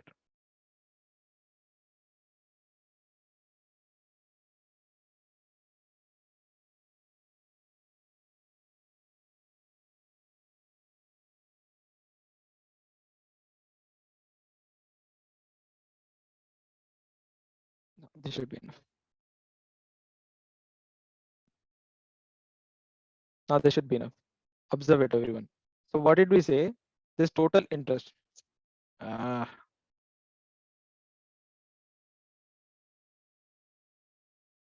What did we say? This total interest that we are trying to consider, I1 plus I2 equals to 2820. Now this one is in the ratio I1 is to I2. What is the I1 is to I2 ratio here that we got? We're saying 12 by 12 is to 35. So this total 2820 is divided in terms of 12 is to 35 between 3000 for 4 years and 5000 for 7 years. What is the total here? 47. So 2820 is divided by 47, which is 6%. Sadik, Saeem, Yaminishri, Harsha, others. कुछ समझ में आया यहाँ पे? Did you understand anything here? तुक्का नहीं मारना है, समझ के करना है. Concept is important, everyone. That's the reason I say basics. Basics are really important for this. How did we get to the conclusion that this thing is true? How did we come to a conclusion that this thing is true? Because the basic knowledge that we have is I equals to PTR by 100. In this case, R is constant. So I can remove both R by 100. I can say I is directly proportional to P into T. I is directly proportional to P into T. Now here P is 3000, T is 4 in one case, and in the other case it is 5000 and 7. So the total sum, that is I1 plus I2, which is 2820, should have some parts of I1 and also some parts of I2. Obviously that is divided in some ratio, I1 is to I2. See, we also got the topic of ratio and proportion here. We involved that one. So we are saying I1 is 3000 into 4, which is 12,000. I2 is 5000 into 7, that is 35,000. Remove all the zeros and all, you will get 12 is to 35. 12 is to 35, that means 2800 is divided into 12 parts for the first ratio, 35 parts for the total other ratio. So then the total ratio will be how much? 12 plus 35, 47 parts. 2820 is divided into 47 parts. Okay. Now, if you consider it as a calculation, yes, it will be equal to 60. But you need to understand something. What is 60 there? It is the 47 parts of it. Now, what do you need? You're trying to find out the interest of it. So just try to blindly consider it as 6% over there. Or you want to find out in the other way, like you can say, okay, 12 by 47 into 2820 will give you what is the interest on the first year. 12 by 47. So this will be how much? 60. So 12 into 6 is how much? 720. Now you can find out what is 720 for 3000 for 4 years. That will give you 6%. वो भी कर सकते हो. ठीक है? समझ में आया? I am telling you, there are n number of ways of solving every question. There is no one way to solve it. There is no one solution, or there is no one exact solution or one correct solution for every problem. There are multiple correct solutions. Yeah, answer is one. वो तो सही है. Answer एक ही है. But there are multiple ways of solving it. Do you all agree with me there? Are you all with me, students? All okay with this question? Understood? Something new? See, always let us keep us open to learn something new. Fine. So the next questions on your screen. The next questions on your screen. This question, I mean, it's almost what? Yeah, 6 minutes into it. Yeah, I think we can do it before the break time. Come on. A man invested 1/3 of his capital at 10% per annum. 1/4 of his capital was invested at 8% per annum, and the remaining at 6% per annum. If his annual income on investments is 1880, find his investment. We don't know what is investment at all. So basic thing in such kind of questions that we can do. A student from CMR IT can help me do it. What do we do when we don't know the initial value in terms of percentages? What is the initial value that we consider all the time? 100. But Saim, nahi, Ramu, no. Understand one thing, but there is a but here. What is the but? Thing is, you are trying to look at 1/3 of capital. You're trying to look out at 1/4 of capital. That means you are trying to look out for some number which is a common multiple for both 3 and 4. So the value that you try to assume here, your assumption value should be a common multiple, of both 3 and 4. What is a common multiple for both 3 and 4? Can say 120, or you can go with 240, or you can go with 180, or whatever number. Like, it is up to you. I don't always say go with least count multiple. No, this is not needed. But whatever the number you think can give you better calculation, speed calculations can happen, then that number you consider. For me, I'll say, okay, I'll take 120. You might consider 240. Someone might consider 180. कोई फर्क नहीं पड़ता, एक ही answer आता है सबको. ठीक है? Let us consider what 120 you said, right? Okay, let us say 120. If I say the total capital is 120, 1/3 of 120 is how much? 40. So this was interested at 10% per annum. So how much will this one earn? 4 rupees it will earn. Okay. And then 1/4 of it, 1/4 of 120 is how much? 30. Now this is invested at what? 8%. So how much is 8% of 30? 10% is 3. 1% is 0.3. 8% will be how much? 3 minus 0.6. That is 2.4. So if you want much more easier calculations, you can go for 1200, जहाँ पे आपको decimal नहीं आते. Or you can consider 2400. You can consider one more zero extra. You can do that. Don't worry. Okay. And then I'm just going with this. He says if the and the remaining at 6%. So how much is remaining? 70 हो गया. So 50 is remaining. 50 at 6% per annum. So 10% is how much? 5. 5% is how much? 2.5. 6% will be how much? 3. 6% is 3. Now the total income on investments is 1880. Now 4 plus 2.4, 6.4 plus 3 is 9.4. Now this 9.4 is saying it is not 9.4, but it is equals to 1880. He's saying it is equals to 1880. Then what do I want? I want to find out the value of what? I want to find out the value of 120. तो क्या करना है यहाँ पे? Cross multiply करना. 120 का value क्या है हमें को अपने को वो चाहिए. What we'll do? We will say 120 into 1880 divided by 9.4. यहाँ से करके देखो. Try this. Option D, Yamini Sri. Very good. Option D. She goes with option D. Very good, Yamini. Yamini, did you follow a different method? Can you please enlighten us with your method that you used? We would also like to learn something new. Solve करो इसको. Just see what will happen. 94 into 2, 100, 24,000. Yeah, capital. Okay, Yamini, you considered the initial value as 2,400. Very good. See, that's what I'm saying. Whatever the value you consider, but it should be a common multiple of 3 and 4.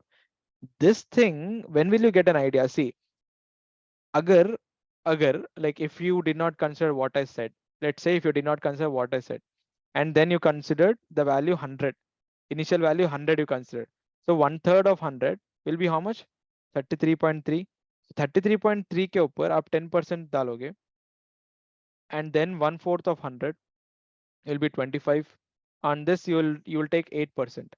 But the main difficulty will happen here after 25 and 33. What is the total here? 50. What 25, 58 or something, right? So 58.5 is completed. 58.3 is completed. What is the remaining amount? Remaining is 41.7. 41.7 के ऊपर 6%. So अगर आप ये calculation देख रहे हो, if you are solving the, I mean, if you are looking at this calculation part, how difficult can it become? This difficult it can become. So to avoid this kind of confusion in the calculation, I am not saying you will not get an answer for this. You will still get the same answer. But the whole aim is what? To make it easier for you to solve, right? So to make it easier for you to solve, take a multiple of 3 and 4. whatever is in the denominator उसका multiple लेना चाहिए हर बार. Okay. So students, with that, let us take a short break till 11:15. Now it is 11, I guess. So we'll take a short break until 11:15. I hope you all understood this question. If you did not understand, after we come back from the break, we will repeat this question. Do not worry. I'll just hold this question on screen. You need not leave the session and go. Stay in the session. आने के बाद फिर से देखते हैं. All right. 15 minutes, guys. 15 minutes from now. It is 7:31. Sorry, 11:01. So until 11:16, you can take it. Come on. Coffee break. Yeah.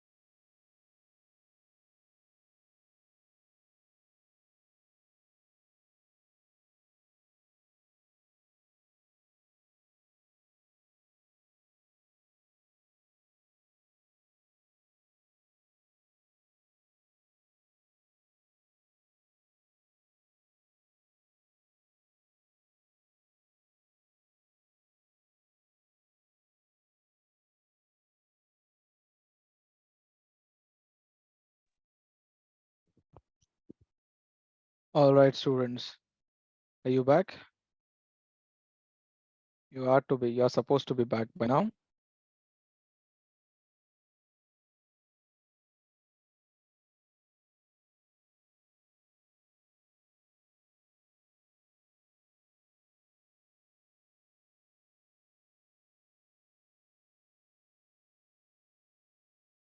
Yes. Okay, then Yamini, very good. Thank you for that response. And thank you, Ramu, for your response. Okay, let me just do one thing. Okay, by mistake, what happened? My mouse got inverted and all the slides went ahead. The PPT got closed. So right now, I don't know if the annotations will happen like this. But okay, but pertaining to this problem, I think someone asked me a question just before we went to a break or just as we went to a break. Yeah, Tejasvi. I'll do it, Tejasvi. If you're back, just let me know, Tejasvi. If you're back, I'll do it.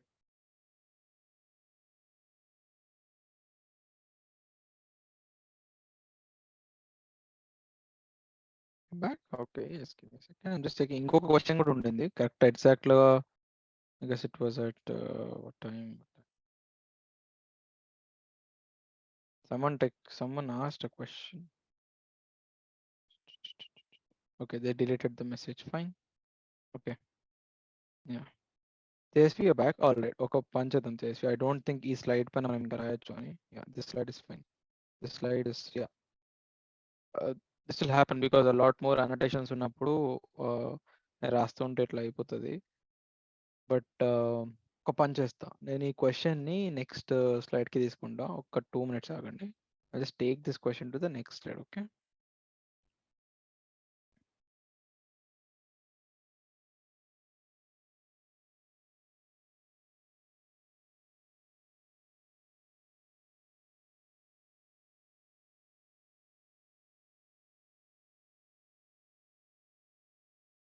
Okay చేసి ఇప్పుడు ఇది క్లియర్గా ఉందా?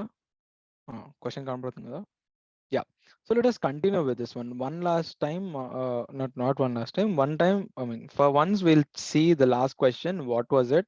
How did we do it? Why did we do it? Okay. That and then we'll proceed to the next question. So Tejasvi, this is for you and also the others who did not ask me but still have questions in your mind for everyone. So first things first, let us change the color of the ink. Red doesn't seem good here. Okay. So Tejasvi, what happens in such kind of cases where you do not know the initial amount? You don't know what is the initial amount, but he's saying 1/3 of the capital, 1/4 of the capital. We don't know what is 1/3 and 1/4 kada. 1/3 of what అనేది మనకు తెలియదు and 1/4 of what అనేది మనకు తెలియదు. What we are trying to do here is ఇక్కడ ఈ unknown entity ఏదైతే ఉందో దాన్ని మనం assume చేసుకుంటున్నాం. So usual గా what would have happened like 2 years or 3 years ago before you attended these training sessions, you would consider that amount to be X. You would consider this amount to be X and you try to do it. But for us, we are no more going to consider what X is and what Y is over there. We won't consider that. And what we will do here is we will consider that the amount is a common multiple for 3 years. I mean, for the number 3 and the number 4. It should be a common multiple for that. Okay. Now, when I say common multiple, it can be any common multiple. It need not only be always the least common multiple. It can be any multiple. In this case, it could be either 120 or 1200 straight away, or it could be 180 or 1800 straight away, or it could be 240, or it can be 2400 straight away. Any number it can be. So you choose any of these numbers from here. See, for example, what we chose 120. We got it in decimals. What Yamini did, Yamini considered 2400. She thought, okay, the options, she observed the options. She saw that, okay, all the options are having thousands in them. So why should I consider it in hundreds? I will do thousands. Even in that thousands, she considered whatever the huge number she wanted to. See, that is up to your choice. You can do anything. But why common multiple anedi, you should be clear. Now, did you understand why common multiple?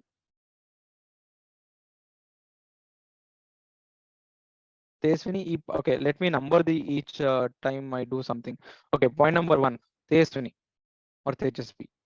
Point number 1, did you understand why we are trying to consider the common multiple? That part clear?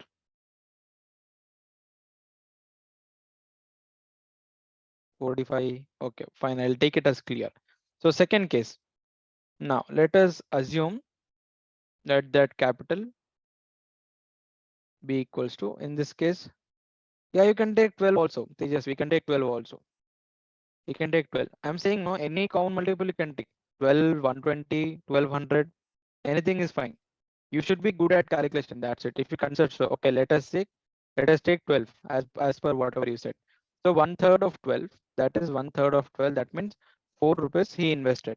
He invested this 4 rupees for how much of interest? 10% interest. So how much will this gain? It will gain 0.4. It will gain 0.4. Next thing, 1/4 of 12. 1/4 kada? Yeah, 1/4 of 12. That is how much? 3 rupees. 3 rupees he invested for what? 8%. So 3%, I mean 8% of 3 rupees will be how much? 10% is 0.3. So minus 0.06. So it will be 0.24. It will be 0.24. And then the remaining. So 4 rupees and 3 rupees is completed out of 12. So ఇంకా ఎంత remaining ఉంటుంది? 5 rupees remaining ఉంటుంది. 7 rupees is completed. So 5 rupees will be remaining. This 5 rupees he invested for 6% interest. So 10% is 0.5. 6% will be how much? 0.3. So if you calculate the total of this, what will be the total value ఇక్కడ? 0.94. Okay. కానీ according to the question, this 0.94 is equals to 1880. He's saying if the annual income from the investments is 1880, but according to our assumption, which is rupees 12, we got the annual income as 0.94. But he's saying this 0.94 is not 0.94, but the 0.94 is equivalent. The 0.94 is equivalent to 1880. So what do we need? We want the equivalent value of rupees 12 is what? So ఇక్కడ మనం కావాలంటే cross multiply we have to do. So that is 12 into 1880 divided by 0.94. Okay, ఈ decimal తీస్తే ఇక్కడ you will get 2 zeros. This is into 2000. So 2000 into 12 ఎంత? 24,000. Okay, this we understood.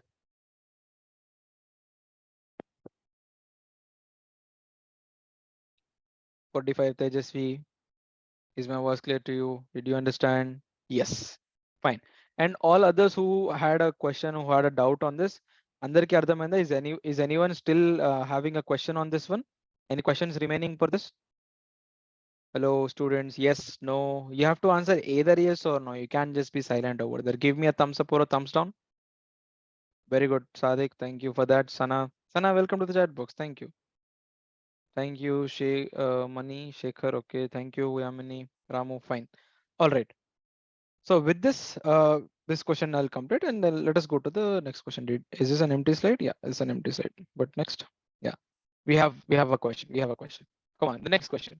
What is the compound interest on rupees 7,200 at 4% per annum for 2 years compounded annually? Now I'll give you two questions here. So this is compounded annually. Then find out what is compounded annually. That will be your first part, annually. Second part will be half yearly. Let us be very clear with the concepts. Okay, so second part will be half yearly, and third part will be quarterly. Third part will be quarterly. ఈ మూడు solve చేయండి. You have to solve it now. This is like a revision question, test at the end of the session.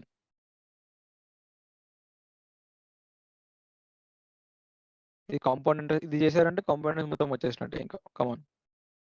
Come on students, you can do it. This is a test question.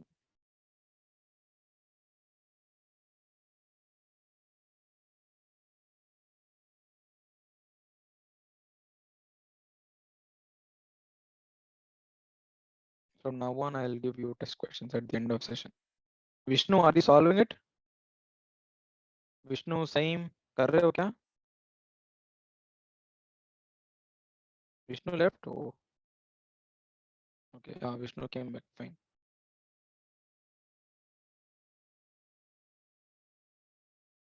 Okay. For annually, you got the value as none. Please give me the value here. No, forget about these options. I mean, I don't want the options. Give me the values. Give me the interests.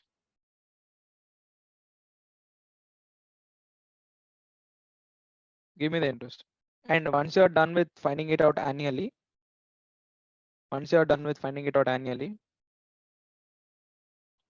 do it for simple interest also. Simple interest ki ఇవన్నీ ఉండవు. Simple interest ki only this part, only this annually.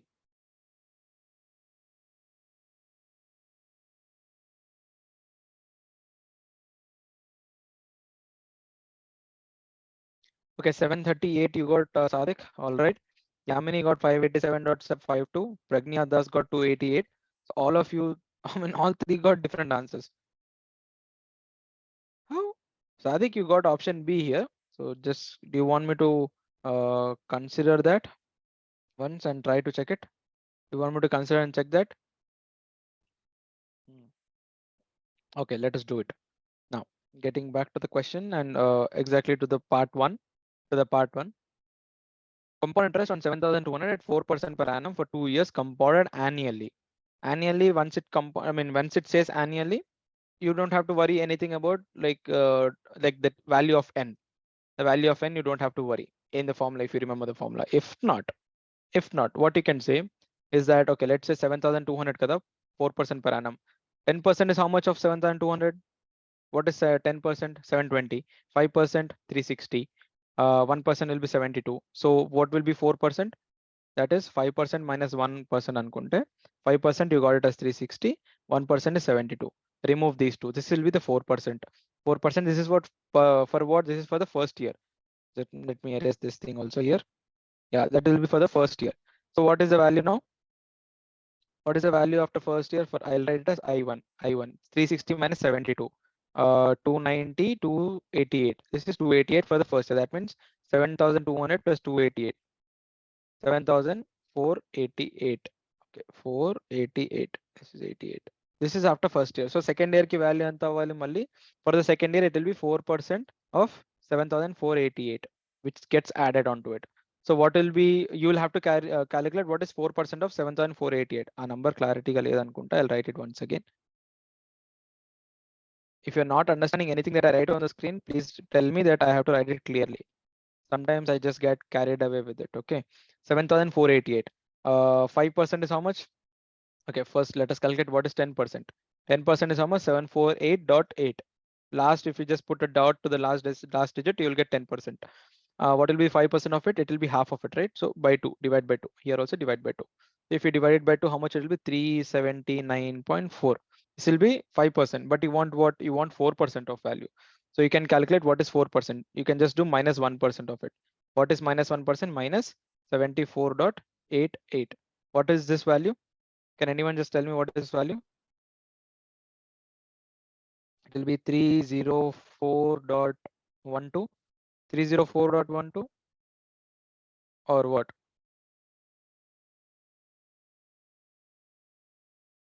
299.52. Are you sure, Lakshmi Priya? Because this is 379 and this is 74. 305 and 305.4. I'm sticking at 304.18. Does anyone have anything there? For the first year, it was 288. That is for sure. For the second year, can anyone help me check this? 4% you got 299.52. Okay, fine. I'll go with it. Okay. 299.52. 299.52. So the total interest will be about the sum of 288 plus 299.5. What is the total sum? If you consider this to be 3, Srija again see 304.52. What is that 304.52? Ikkada value nadi. Even I am confused with it now. 3. It should be 304. Even I want. Okay, I'll go with this value because even my gut says it is 304 dot something. 304.52. I'll go with Srija and my value there. So adding these two up, what is the value when you add these two?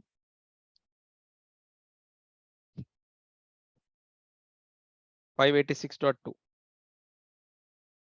So Sadik, from where did you get 738? Sadik. Okay, fine. Okay, Srija, I'll go with your value. Srija, 592.52. Okay. 10% is 354.4.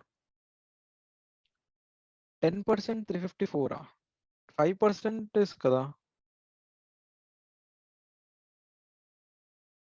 It's not 354, 520. Okay, I'll tell you once again. See, 10% value enta 748.8. 5% value అంటే ఏంటి? Divide by 2. అంటే ఎంత? Divide this by 2. 2, 3, 1, 7, 4.4. 374.4 కదా. 354 ఎందుకు అవుతుంది? 520. वो value 374 है, 354 नहीं है. Okay, 288 plus 299.52. And one more thing, because 299.52, that is one thing that I am confused of, because we need to find out 4%. Let us remove the 5% thing. 5% if we're doing, we're getting confused, right? Okay, let us say, what is 1% value? 74.88. 4% value will be what? Into 4. So just multiply this one with 4. Okay, 4832. 4832 plus 3, what? 535. What, done. 4416. 9. 47 28 29. Wow. This one we are getting 299.52, right? Okay.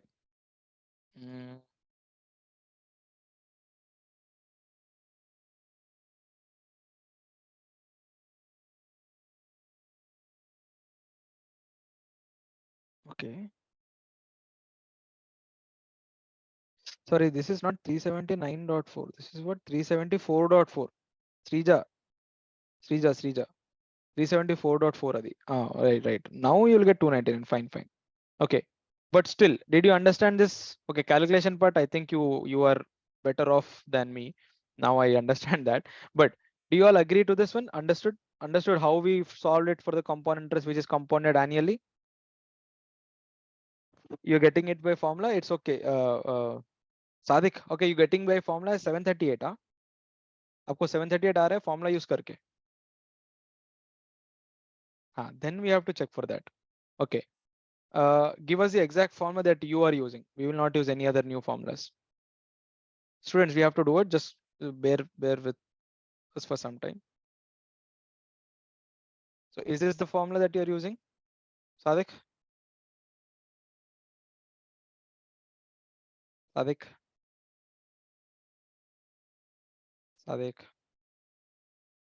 Mohammad Sadik. And others who are using the formula, please can you help me that you are using the same formula?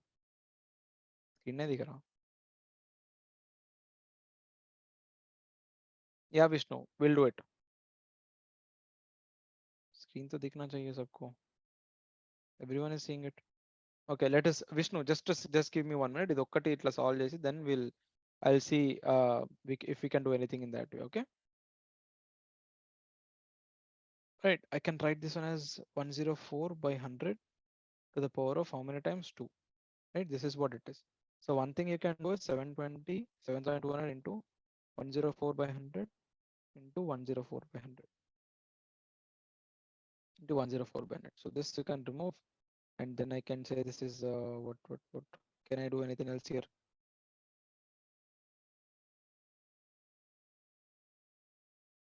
7938 आता है यहाँ से. 52 by 50, 26 by 25, and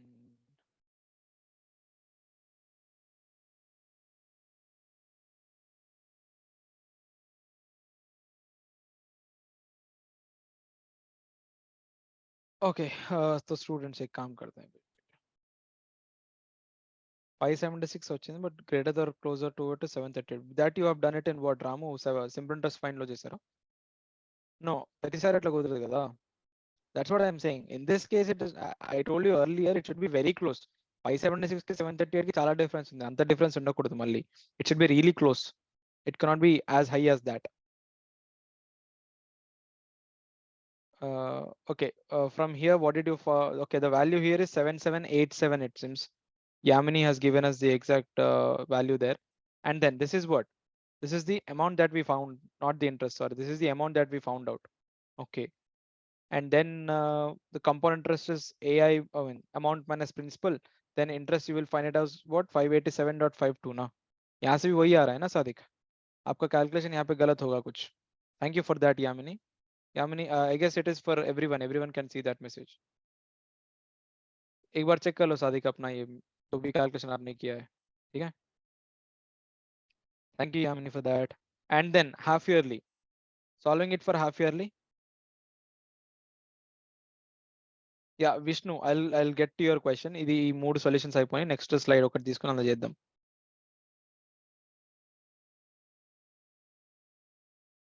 Half yearly it is 593.51, 593.50. Others? Very good, Yamini, very good, Pragnya. See, same thing. You can use the formulas or you can use this method, the other one.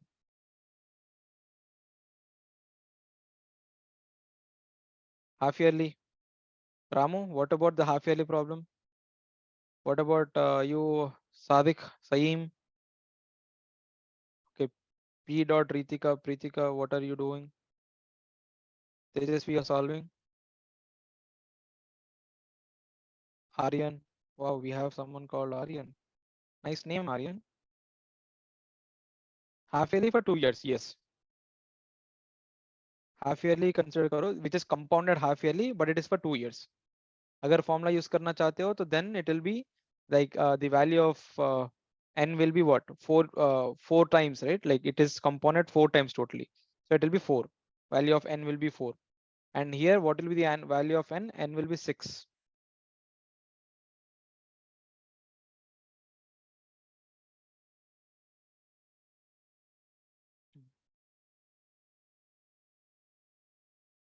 Okay, Sadik, you're still there. Okay, let us also verify it once.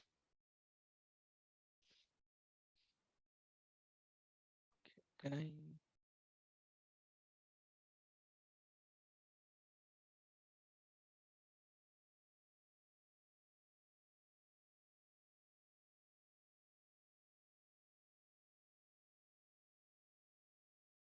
I'll add a new slide to it. Right.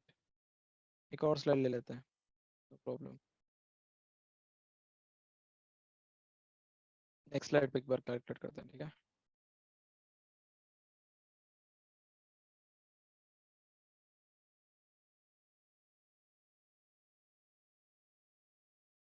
Okay, Manish Sheikh has also come up with I am not reading a full name. Shekhar Ramna. Okay.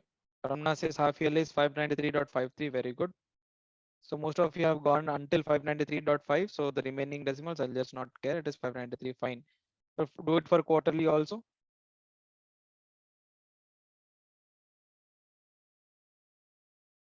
Quarterly, I think it will get more clumsier, but still, please try and do it. The Pragnya Das, 596 is half yearly or is it quarterly, Pragnya?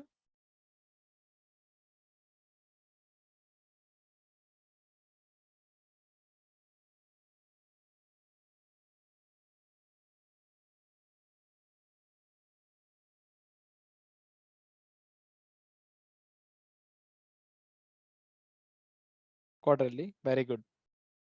Very good. So what is the value? 596.5. So you see there's no much difference usually. Like if you see the first year, the value was somewhere close to 587 dot some 5. And from there to here, the value has increased by 6 units. I'll not say exactly 6 rupees, but here it has like 6 units or something. I can say like almost close to 1%.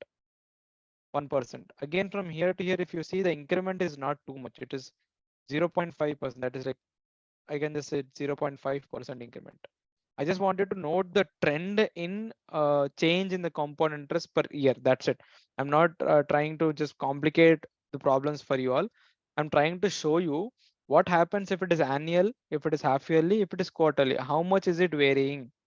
So in case in the exam, you get something related to half yearly, but it becomes difficult for you to solve it. Then what you can do, you can solve it for annually and note that, okay, there might only be 1% difference. So you will choose the options which is closer to your answer by 1%.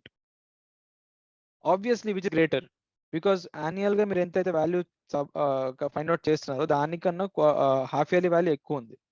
आप एक बार observe करोगे तो like whatever the value that you found annually annually compounded, it will be less than the value that is half yearly compounded.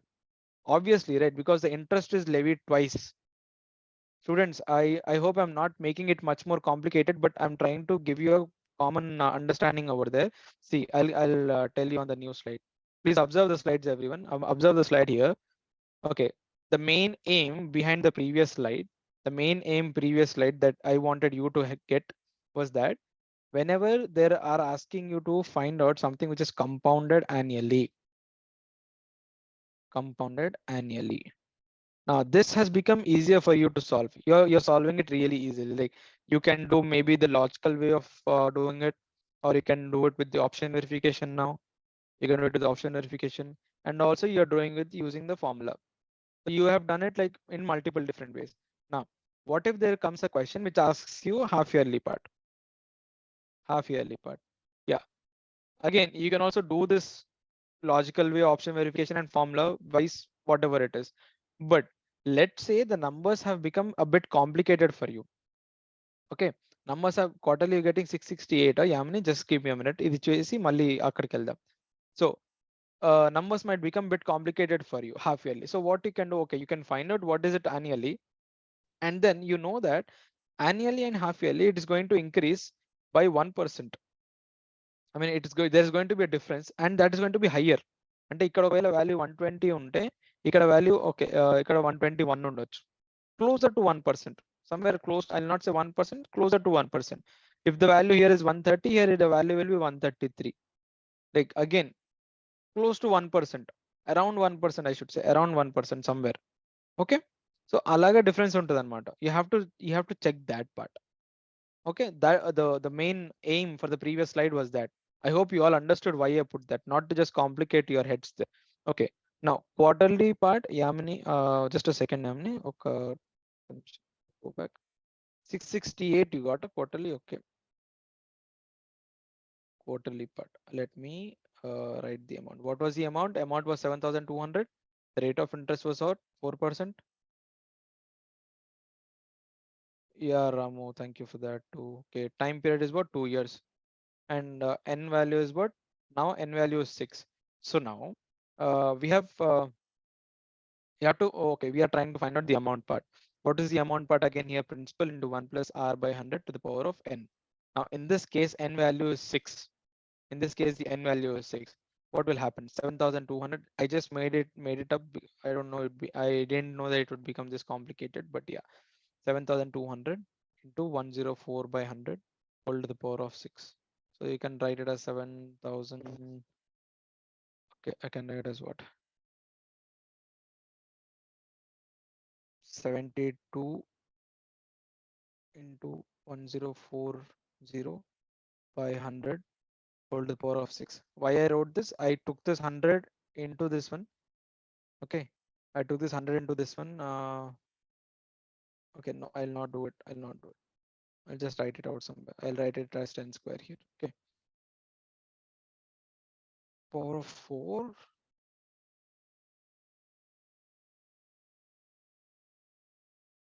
No, quarterly. Okay, quarterly we are seeing, right? So it will be, okay, it will be 8.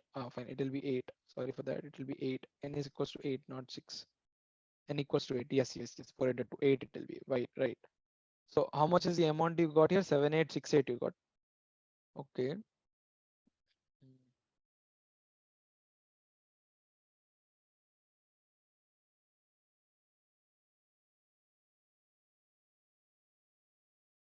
I didn't get that. Power of 4 into 2 is, you're not saying that it is into like power 4 into 2. You're not giving us this one?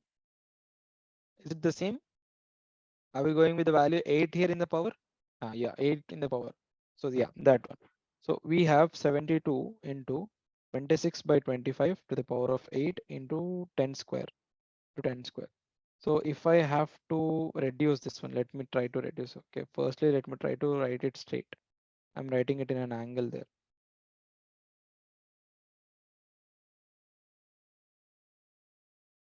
Okay, so this one will be 72 into, I'm not getting power option in my mobile. Okay, fine. Yeah. This one you will write as 26 to the power of 8. And here I can write 25 square into 25 to the power of 6. Let us take, just to make the calculations easier. Let us see if it is possible. But to the power of 8, calculating that is a bit difficult. But still, let us try. 200 is 25 into 4, this is 25 into 25. All right, and do I have anything else to do it? No.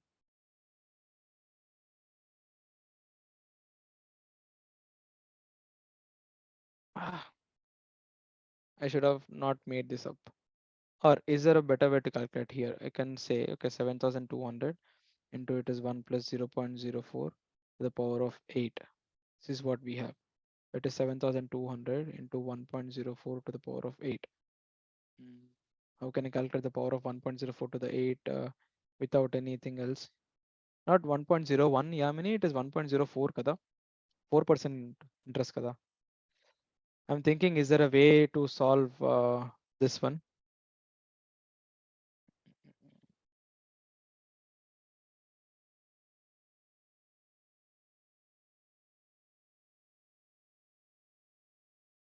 Yeah, Ramu, that is possible if you have a calculator, Ramu. Calculator like custom kada.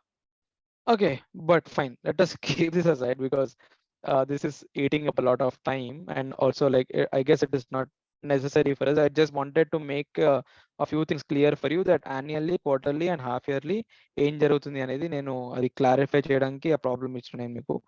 But I hope now the understanding is clear between these three. I mean, I am not behind the answer for this. I am not behind the answer. I am behind the concept of these three. Okay. Concept clear kada Yamini. Fine with the answer, Yamini. Like I'm not worried about the answer that you get here, but I want you to understand the concept. Concept అర్థమైంది కదా. ఇక్కడ to the power of 8 అవన్నీ calculate చేయడం అనేది maybe it will become again a difficult thing to do. And if you go with another formula which Ramesh gave us, okay, Ramesh ఇచ్చిన formula గుర్తుందా? I think Ramesh, you there? I think Ramesh somewhere gave us a formula saying that it will be 1 plus r by n to the power of t. Something like this. You remember this? Yeah, if you take it in this format, I don't know if this is the right way to consider in this particular format, but if I consider this, it will be 7,200 into it is 3 by 2 to the power of 4. 3 by 2 to the power of 2, that will be 9 by 4. So it will be 1800.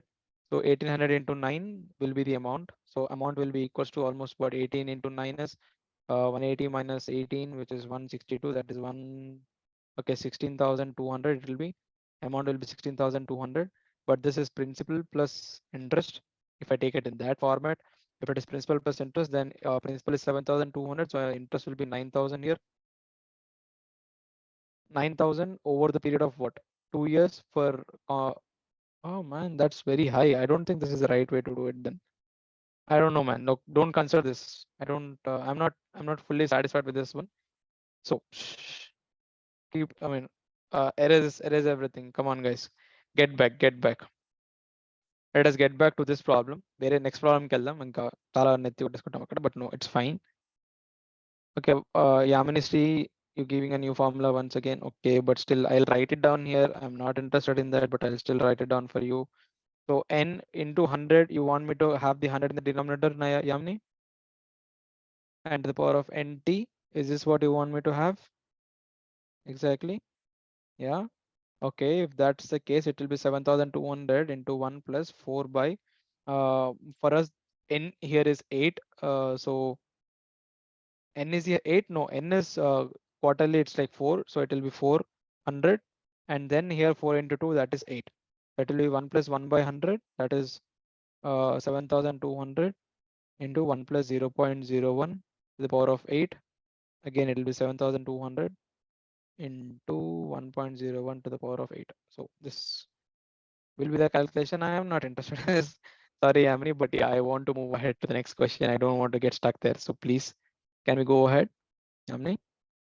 I solve చేసుకుందాం తర్వాత, but still.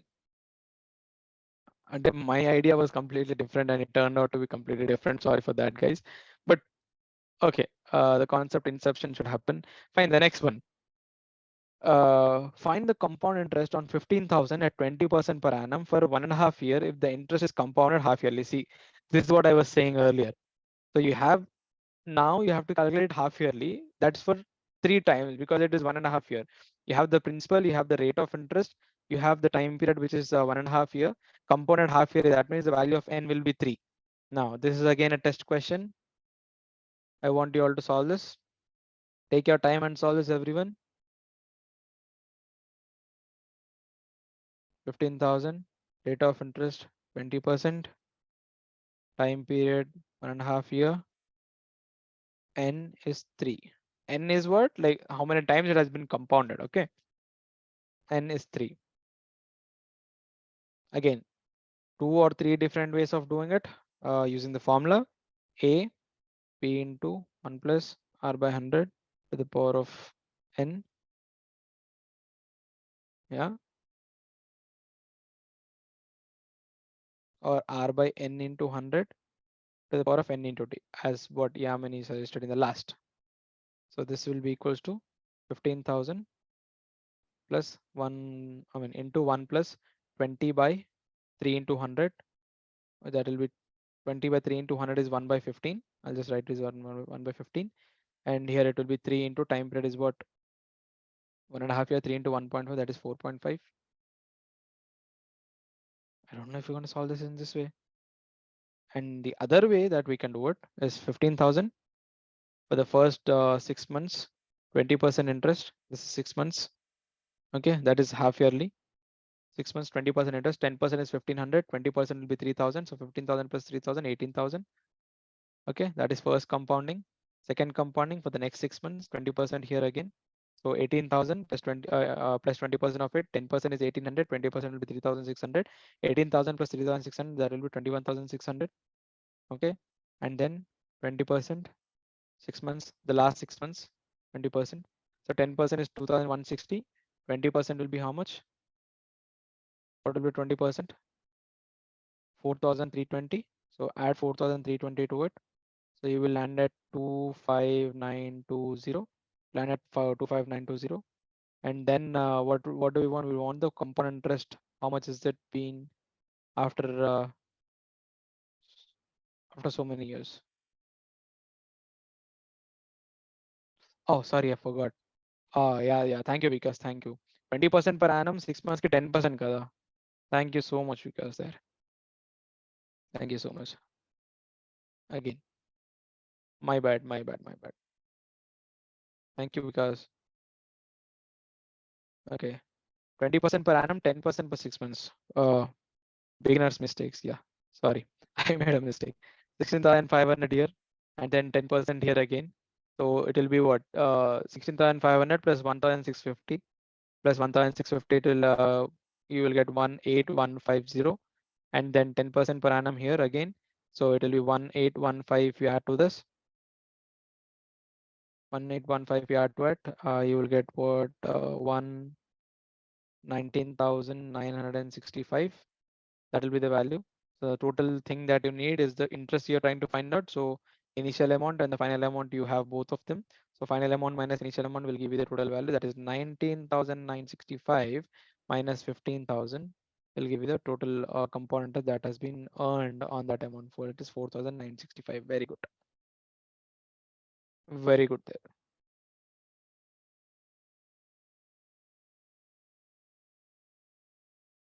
17 కాదు రాము, ఇక్కడ 5 and 6 ఉంది కదా. 5 plus 6 you have 11, so 1 carry addition. Yeah. Thank you, Tejasvi, for that again. So thank you, Vikas, for correcting us over there, because yeah, that was the main understanding for this question. 20% per annum, half yearly, it will reduce to 10%. That is something that you cannot miss. I missed it now, but you cannot miss. You don't have a choice to miss that. So please do not forget about it. Okay. Fine then. This question is done. There is one, I guess, yeah, the last test question. Now this is testing our knowledge on ourselves. Let us do this one also. This is again a test question. Test to test yourself, a question to test yourself. What is the interest on 12,000 at 8% for 6 months in the interest if the interest is compounded quarterly? See, 8% per 6 months. So quarterly, how much interest? First, put your minds on that. Quarterly, it is 4%. So how many times has it been done?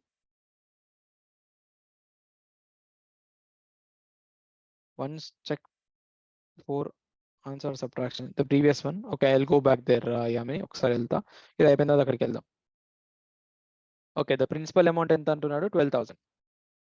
The rate of interest 8% is per annum. It's per annum. So for 6 months, how much will it be? It will be what for 6 months? 4%. And then now he's saying it is being for quarterly. Quarterly, how much will it be? 2%. Yeah.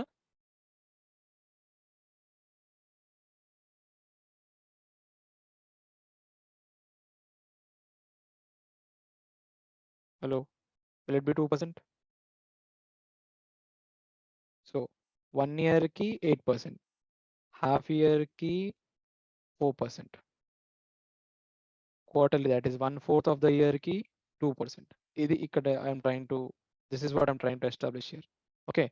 Now, so if we are only calculating it for 6 months of time, okay, that is for 4% only we are calculating. But even in this, it is compounded only for quarterly. That is 2% it is compounded. So first thing, 12,000 first quarter ki. Quarter 1 ki 2% interest increment. That is 12,000 plus 2%. What is 1%? 120. 2%? 240. So 12,000 240. Okay. And then మళ్ళీ ఇంకొక quarter 2 Q2 కి మళ్ళీ 2% increment. So 12 240 కి 2%. 1% is how much? 122.4. So yeah, 1% is 122.4. 2% will be how much? 244.8. So add 244.8 to this. How much will the value be then? So 0.88641. So 14,000. Okay. Did I miss something? Sorry. Cut the 4, then 8. Wait, what happened?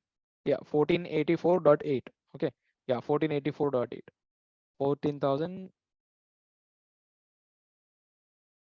I missed something. Sorry. 12,484.8. ఇక్కడ digit left లో రాసేసున్నాను. Okay, fine. So what is the total interest earned from here to here? 484.80. I wrote one digit here to the left, so that was a confusion. Okay. So what is the interest earned? 484.80. Fine. So now, are we clear about this one? Compounding half yearly, quarterly, annually. What is the first thing that we need to do? First thing, check for the interest rate. How much is that per annum? And how much is that for half yearly? How much is that for quarterly? If it is asked for. If the question does not specify if it is annually, kani half yearly, kani quarterly, any specification lekapothe, agar koi specification nahi bataya gaya question mein, so you have to by default consider it to be taken for annual part. Okay, by default it will be annual. All right. So with this thing, I'll make, okay, one minute. I have to go back to this question. Yes, Yamini, now you tell me. You said there was something before the subtraction. What is it before subtraction? I have to consider. Yamini.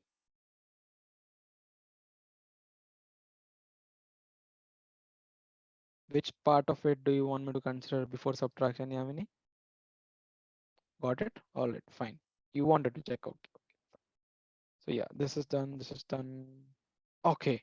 So with this part, we have now like saying, okay, we have applied the knowledge of percentages on SICI and a particular part or a specific SICI concepts.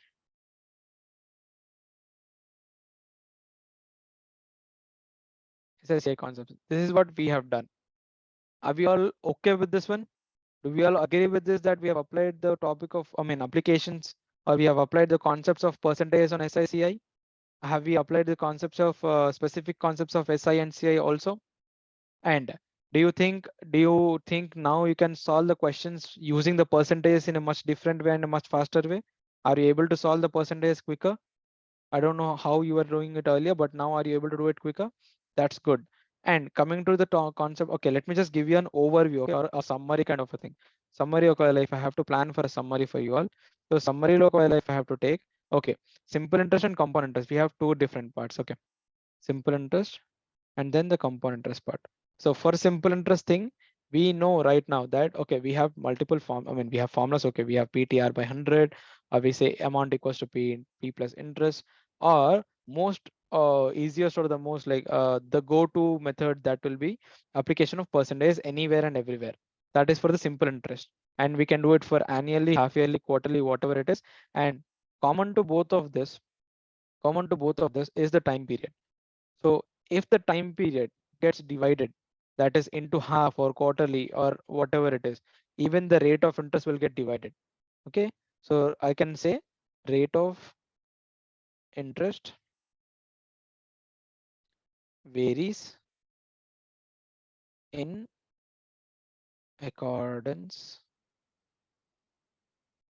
accordance with with the time period. Okay, so the rate of interest varies in accordance with the time period. How? So if the time period is halved, rate of interest also gets halved. If the time period is quartered, the rate of interest will also get quartered over there. So all the time, remember this point. Whenever they are asking, they are giving you an interest rate in the question, most probably it will be per annum. If it is not mentioned anything, it will definitely be per annum. And even if it is mentioned, it will be mentioned very clearly.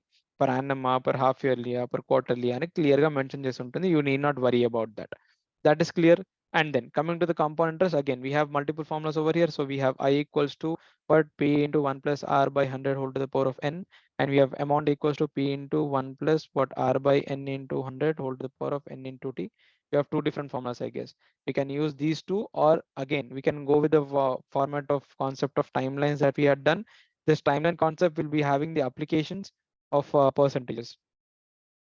Okay, that is what we'll be having. Fine. Is that clear with you all? Is that clear with you all?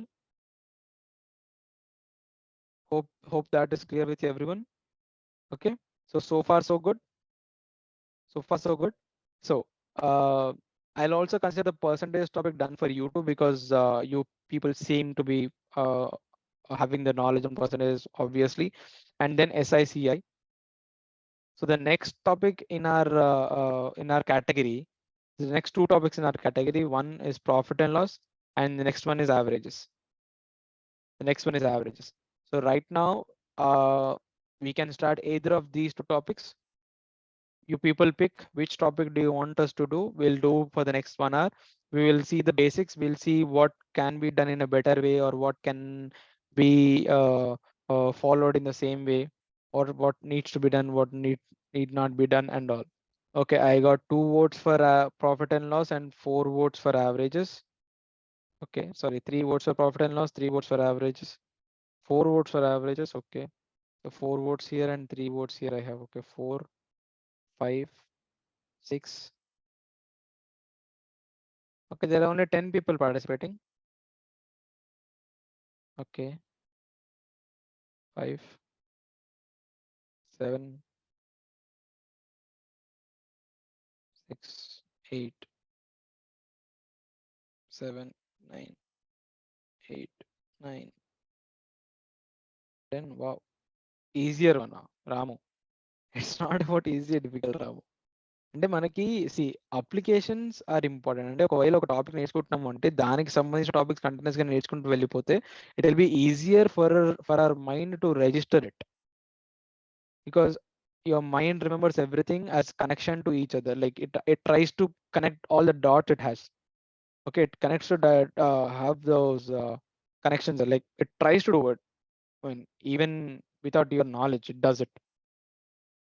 So that's the reason I'm saying, okay, profit and loss are the answer. Okay, let me do one thing. Let us, you people just wait. I'll, okay, first thing I should see is that do I have both the PPTs ready with me to do it? Wait, what is the profit and loss? Profit and loss, profit and loss. Just a second.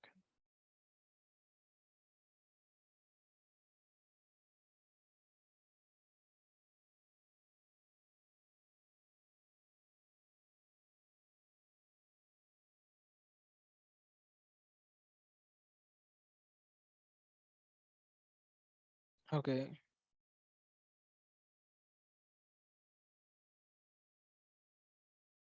I got 11 votes for profit and loss, 10 votes for average. Wow.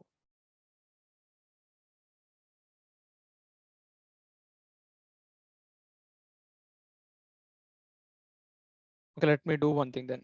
In the next 1 hour that we have, the next 1 hour that I have with you all,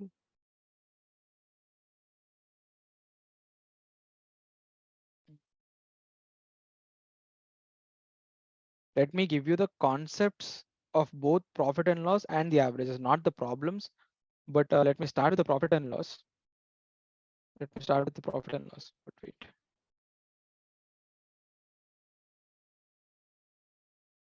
Yeah, we are starting profit and loss. Wait. Just give me a second.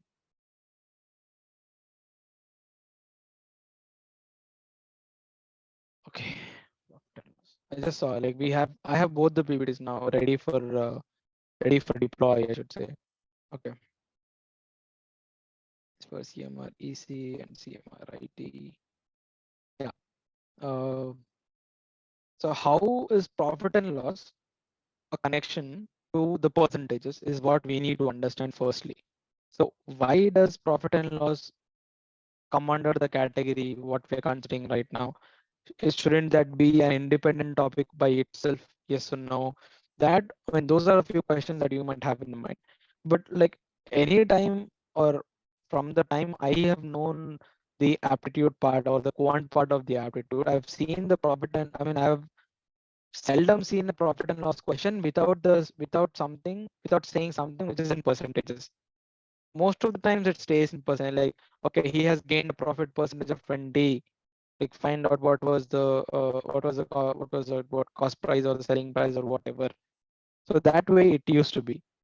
So yeah, discount. So let's say okay, a discount of 30% is given on an article. Find out the selling price.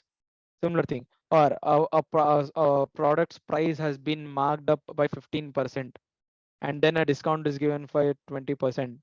Now find out what is the selling price, or find out if it is a profit or loss, whatever, like anything. Like it's always that whenever you see a profit and loss question, there is something or the other which applies a percentage over there. Most of the times, I'm not saying every time, but most of the times it is that way.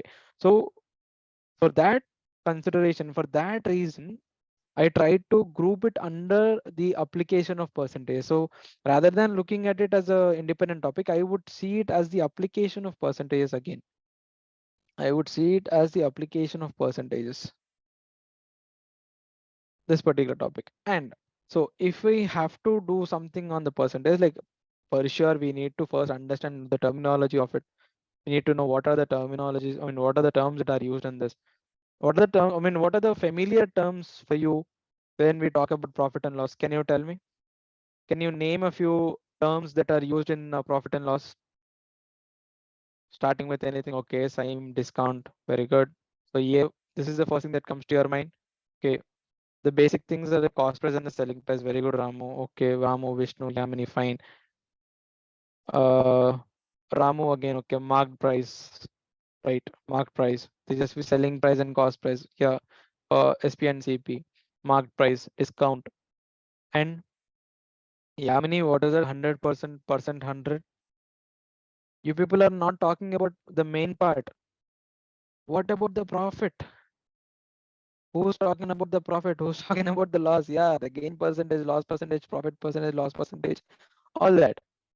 Yes. Okay. And then expenditure. Very good. You get this one also. Expenditure, right? Or expenses, right? Yamni, fine. Saim said expenditure. You said expenses. Fine. Loss percentage. Yes. Gross profit. वो भी profit के नीचे डालते हैं. Saim फिर से अलग से क्यों? Yamini again. Gain is again profit. Yeah. Gain is profit. Yeah. Loss percentage. Fine. Expenses. And someone said savings, right? Yeah, savings. Okay. I don't think savings comes up, but yeah, I'd still put it over there because you just told me. Savings also have come up the list. Okay. And this is not something new to you. You already know it. Interest rates, Yamini, do you think interest would be here? I am dicey about it, but I'll still write it. Okay, income. Yeah. So when there is expenditure, there should also be a discussion about income. Very good. Thank you, Vishnu. Anything else you remember from profit and loss? Man, you know everything. You know everything. There is nothing much to do here again. Fine. Let us now define these terms that you have just told us. What is the discount? Like if you have some price of an article, the merchant or the seller wants to reduce the price and sell it at a certain other price. So that reduction in the selling price is called as a discount. The reduction in the selling price is called as a discount. Let us keep it this way. Okay. And okay, Mohammad Sadiq says, okay, market price minus selling price. Yeah, that is discount. That is what is a reduction. When I say reduction doesn't happen always on the selling price. Reduction always happens on the marked price. Now, what is marked price? Not market price, maybe the marked price. Now, what is a marked price? I want us to consider a scale. I want us to consider a scale now. Again, see, everything you ask us to do, like we are somehow involving the scale to be here. I don't know. It is happening all the time. So let's say the actual amount or actual value of any product will be the cost price of the product. That is you getting it from the source, you getting it from like what the wholesale dealer or someone. That will be the actual cost of the product, the cost of making of the product. And then you would want to sell, if you're a businessman, you would want to sell the product at a certain price. That is called a selling price. The difference that you see here on the scale is something that you would want to have it all the time. Why? Because you want to earn a certain profit for this particular part. You want to earn a certain profit over the cost price that you purchased. But do you think the whole difference or the whole distance from here to here will be the profit? No, right? There definitely can be a few expenses. There definitely can be a few expenses here, the expenditure that happens. So your selling price will always include the expenses that you have and also the profit. The whole thing then will become a profit for you. Okay, that is one case. And then let us say you have the selling price and everything is fine. You can sell it for profit. You know that the profit is also there. But still, the the greedy merchant in you, that Atyasa friend in you, will always tell that, okay, no, why can't I sell it higher?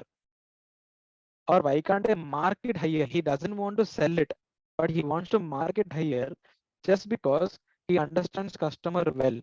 He understands customers better because he knows that if I sell a product which costed me 100 and directly rupees 250, customers will obviously come to know, okay, they'll be like, okay, why 250 for such a kind of a product? Then he'll say, no, no, no, let us say, okay, not 250, let us mark the price at 500. Let us mark the price at 500. Then let us say I give you a discount of 50% on the article. I say the discount is 50% on the article. What will that other person in you would say, okay, there's a 50% discount. That's a huge discount on the product. Let us go and buy it. You would not even check what was the selling price of that. So you would straight away say, okay, 500, 50% discount. I'll only pay 250 rupees and I'll get the product worth rupees 500 with me. So what is happening in between is like the merchant is still earning the same because he's selling it as 250 only. He's still getting his profit. That is business. That's it. He's still getting profit. Okay. So that way the marked price works. So the marked price is not always the selling price, but marked price is always greater than selling price. That you can say is always greater than selling price. And once you mark it higher, it need not be that you always sell it at the price that you have already decided. Maybe the discount is only 30%. Only 30%. Even then people would run in, right? Even then people would walk in, just they walk in, they'll say, okay, 30% discount, I should buy it. All that H&M, Jack and Jones, whatever the discounts that you see is the same thing. All these discounts are the same thing. 30% discount, 30% discount, they'll give you so much of advertisements. All of that will be the same. All the prices are marked higher and then given the discounts. If you even see the Flipkart Big Billion Day sales or the Amazon sales, all the sales just before the sale, just see like 15-20 days before the sale, the prices and the prices during the sale. Just before the sale, the price would have been 70,000 or something, and you would have gotten a discount of only 5,000. The product will be 65,000. You would still say, no, I don't want to buy the 65,000 product. But during the sale, the same product will be marked at 90,000 price, and he will say, no, the discount is 30%. You can come and buy it. You will still go buy it. You will still buy it because the discount is 30% over this. And once you buy it, it will be for 63,000. Whatever you saved was only 2,000 between this and this one. If you check that, this is how the market price works. and that is how the selling price looks like, and that is what is a cost price. Yes, as that famous meme says, this is business. This is how it works. Okay, and then now talking about the percentages part now. So whatever the profit you earned, do you count the profit over selling price or over cost price? Over what do you count the profit or the loss? Let's say profit or loss. How do you calculate loss or profit? Do you calculate the profit uh, or I should say or loss? Do you calculate it on cost price or on the selling price? How do you calculate profit? Obviously on the cost price. అంటే నువ్వు ఎంత కొనవో చూసుకొని దానికన్నా ఎంత ఎక్కువ వచ్చిందో కనుక్కుంటావు కదా. आप कितने में खरीदे उससे ज्यादा कितना सेल करे वो होना अपने को. कितने में सेल करे उससे अपने को प्रॉफिट मिलता है या नहीं मिलता वो, like that is never a case. That is never a case. All the time what you see, how much did you buy it for, how much are you selling it for. When I say how much did you buy it for, that corresponds to cost price always. It is the same for the loss also. So whenever you say you're calculating profit, you're calculating profit over the cost price. You'll always calculate profit over the cost price, and if you want to find out the percentage, this is what you do. This is what you do if you want to find out the profit percentage or the loss percentage, profit or loss, whatever it is. This is what you find it out. Is that okay, everyone? Is that okay, everyone? This is how the profit is calculated or the loss is calculated. And what about the discount? What about the discount? Do you think the discount is on what is the discount calculated? Is the discount calculated on cost price or selling price or marked price? How should the discount be calculated all the time? How should the discount be calculated? Should it be calculated on cost price, selling price, marked price? Discount should be calculated on selling price. Discount should be calculated on marked price. List price minus selling price. Okay, lot of different answers. Now, I'll tell you something there. This selling price, I mean, we need to we all need to be on the common ground. Okay, the selling price is the price you pay the bill for. Let us say like this. This is the price you pay the bill for. Okay, but the marked price is the price on the tag. Price on the tag.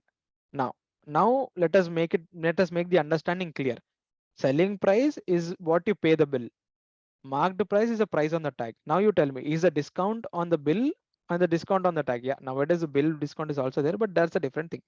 Now we are talking about the actual discount part.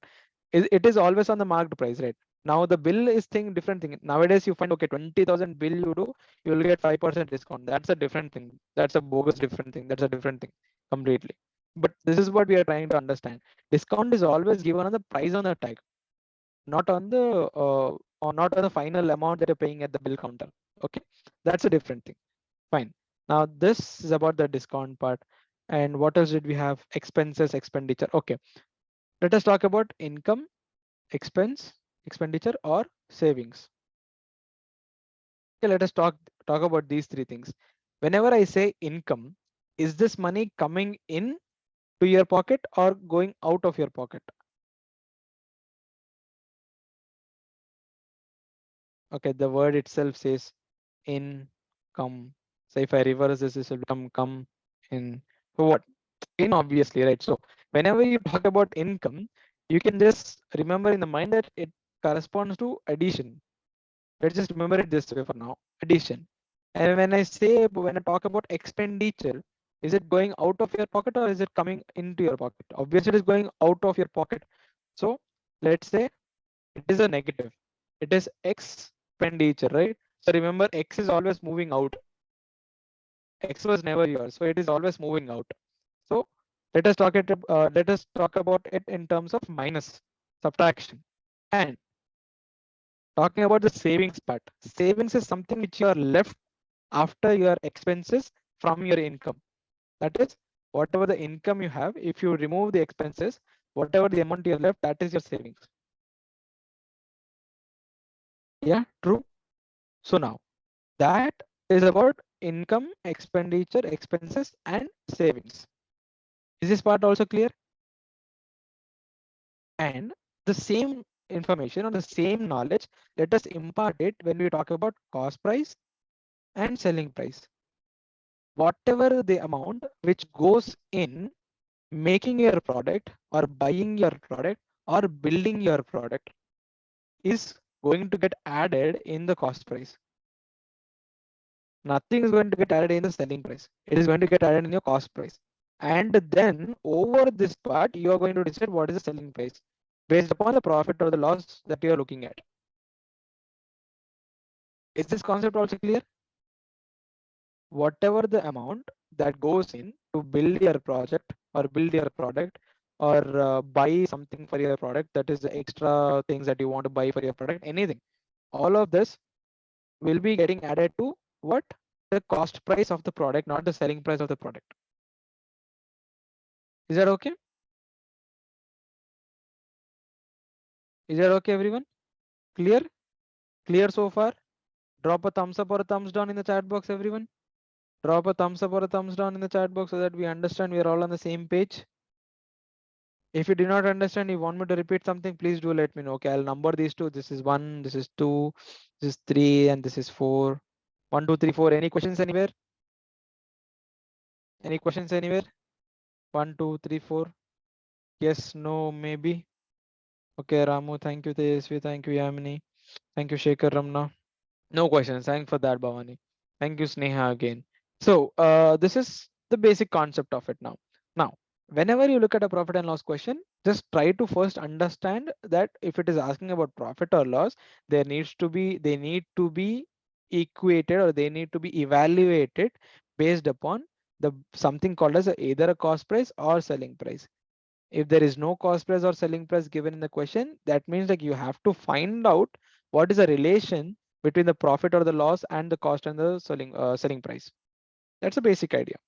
So with this basic knowledge, with this basic understanding, now let us get into the questions. Slow and steadily, we will increase our knowledge to the advanced part. Is that okay with everyone? Shall we get to the questions? Do you want to solve a question? Should you want to solve a few questions of the profit and loss? At least get some warm up on that. Let us do it. Let's get some warm up on that. Okay, this is just a blank slide I have. Oh, I have too many blank slides. Okay, question number 1. By selling an article for rupees 900, a trader makes a profit of 12.5% or 12.5%. The cost price of the article in rupees is what? Now, there is a touch of percentage everywhere, as I said. You can solve any kind of a question using the percentages knowledge if you have it in a very clear way in your head.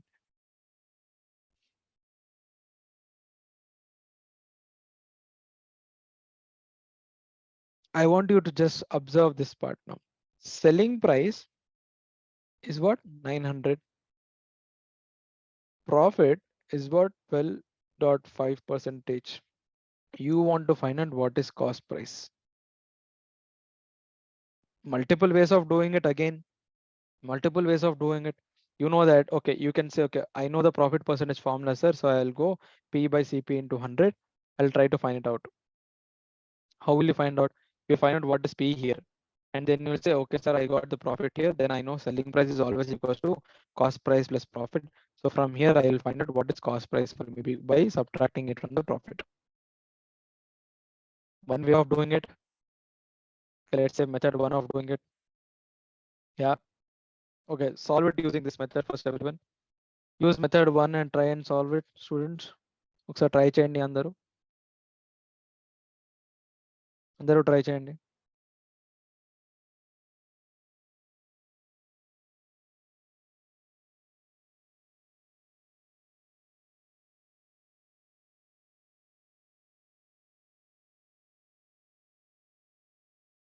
$787.5, Vishnu.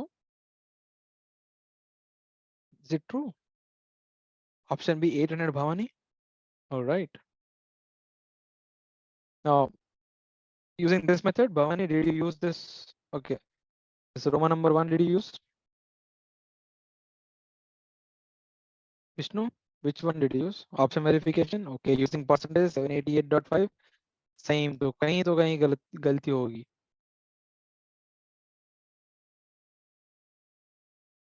Same, तुम थे ना जब हम percentage बात कर रहे थे? You were there when we were discussing percentage. तो आपने गलती कर दी फिर से. देखते हैं. अभी देखते हैं. Now, that is okay. Either using method 1 or as Bhavani said, using what option verification. Okay, Vishnu goes with using another way of doing it. Now, let us do it in a different way also. Okay, why not?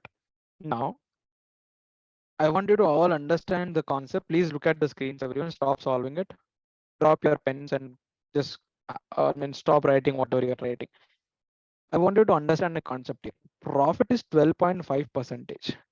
When I say profit is 12.5 percentage, what does that exactly mean? That means if the cost price was 100, if the cost price was 100, then profit would have been what? 112.5.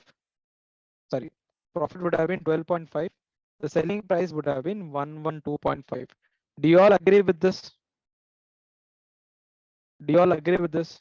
Percentage means what? Percentage means what? Per 100, right? Do you all agree with what I wrote here initial ga? Fine. So now, according to this understanding, you now have selling price, which is 112 which actually should be 112.5 to be equals to 900. What are you trying to find out? You are trying to find out the cost price. What is the cost price that you have? It should be 100 actually. If it is 100, then the profit is then with a profit of 12.5%, the selling price should be 112.5. But it is not. He's saying selling price is 900. Then the cost price is 100. Then how much will that be equivalent to? You can just cross multiply that. 100 into 900 by 112.5. This is one way of solving it. Please go ahead and solve this one. Go ahead and solve this one. Let us see what is the value you get.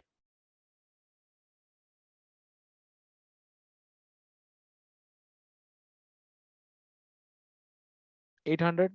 Very good. Same. 800 आ गया. This is one way of doing it. Did you all understand this concept, everyone? Anyone wants me to repeat this part? Please do let me know if you want, if you did understand this one, or you want me to repeat it, or you want me to do it in a different way than this. सबको समझ में आया अंदर क्या अर्थమైందా ಎಲ್ಲರಿಗೆ ಅರ್ಥ ಆಯ್ತಾ everyone understood any different okay you want any other method Sadiq कुछ और मेथड चाहिए yeah okay fine वो भी कर सकते हैं yeah, as I tell you always there are multiple ways of solving any question. Okay, now look at this third method on the screen, everyone. Now, what is the profit percentage? It is 12.5 percentage. 12.5 percentage. If you remember, Sadiq, I don't know if you, okay, do you know the fractions and percentages relation? CMREC students, Yamini, Sadiq, fractions and percentages ka idea hai na? So what is 12.5 percentage as a fraction? What is 12.5? Okay, now it is 1 by 8. I mean, understand one thing. What did we say? What did we say was the formula for profit percentage? What was the profit percentage formula? P by CP into 100. Yeah. Now, what was the denominator? Cost price. What is the numerator? Profit. Okay. What is the numerator? Profit. What is this one? Cost price. What is the selling price? 900. So multiply this with 100. Multiply this with 100. So what is the cost price? 800. Simple.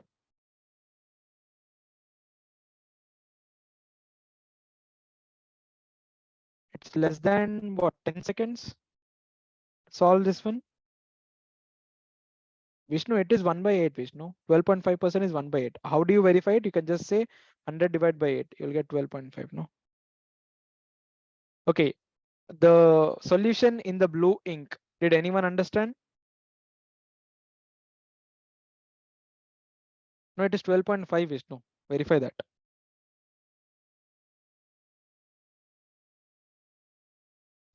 Solution which I wrote in the blue ink. किसी को समझ में आया? Sir के ऊपर से गया किसी को? Saim, did you understand?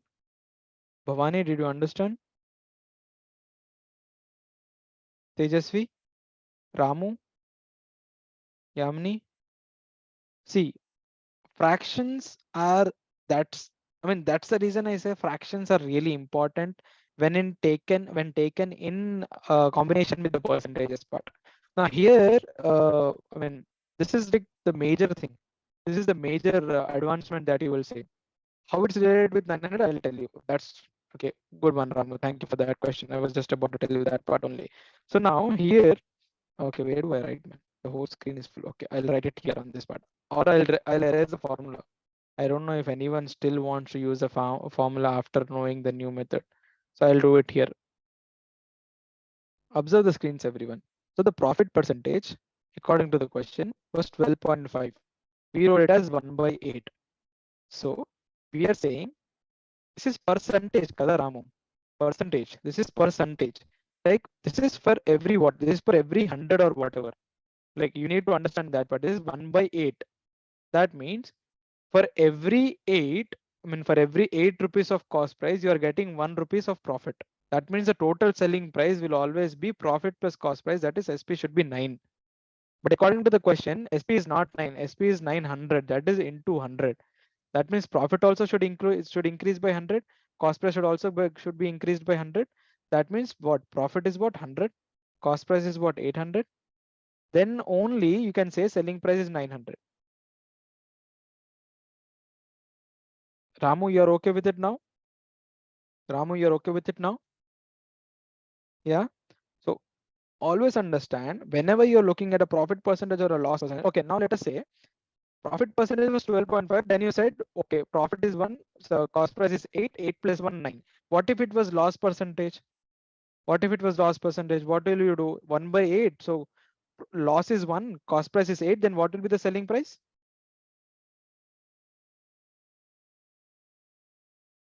What will be the selling price here? Firstly, let answer this one first. Okay, Vishnu, I'll get to your part.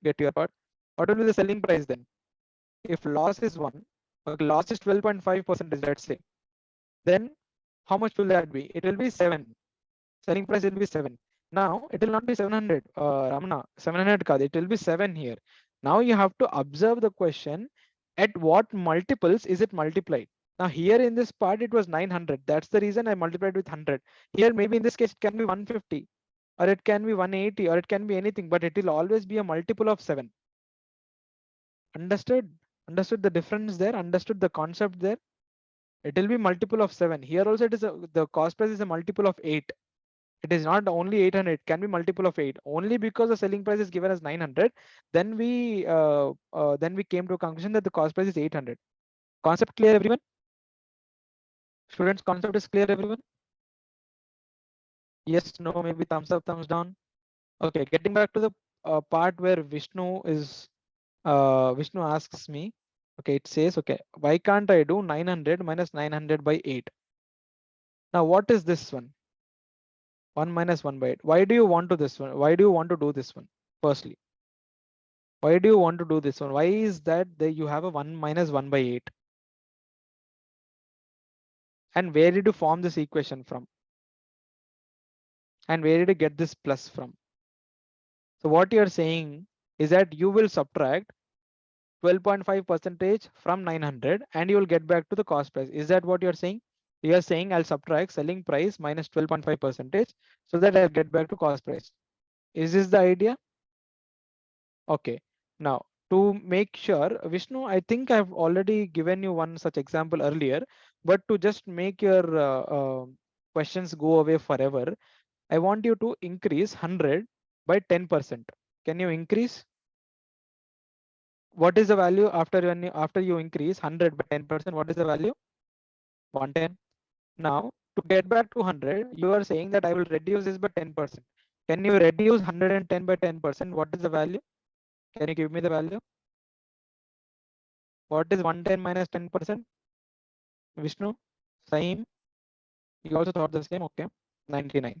Now, do you think by incrementing and decrementing the same percentage, you will get back to the same value? You observe the difference here. You will never get back to the same value, students. So percentages is unidirectional. Always remember this. That is when you can say, see, without knowing all of this, you cannot say, I know the concept of percentages. Only if you know this particular part, that percentages is unidirectional, or or knowing that the relation between fractions and percentages, only then you can say I know the concept.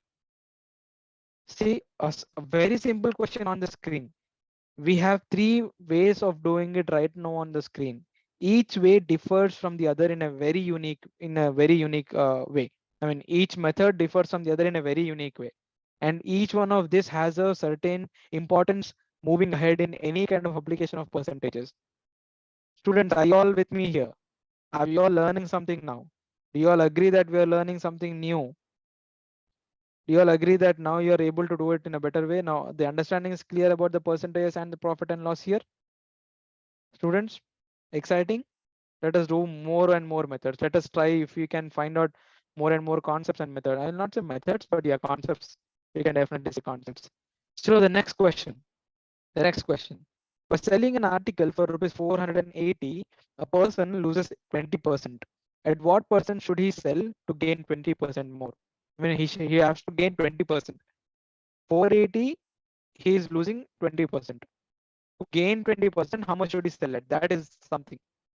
Now, if you want me to represent it before you solve it, I'll just represent it on a scale. Please observe.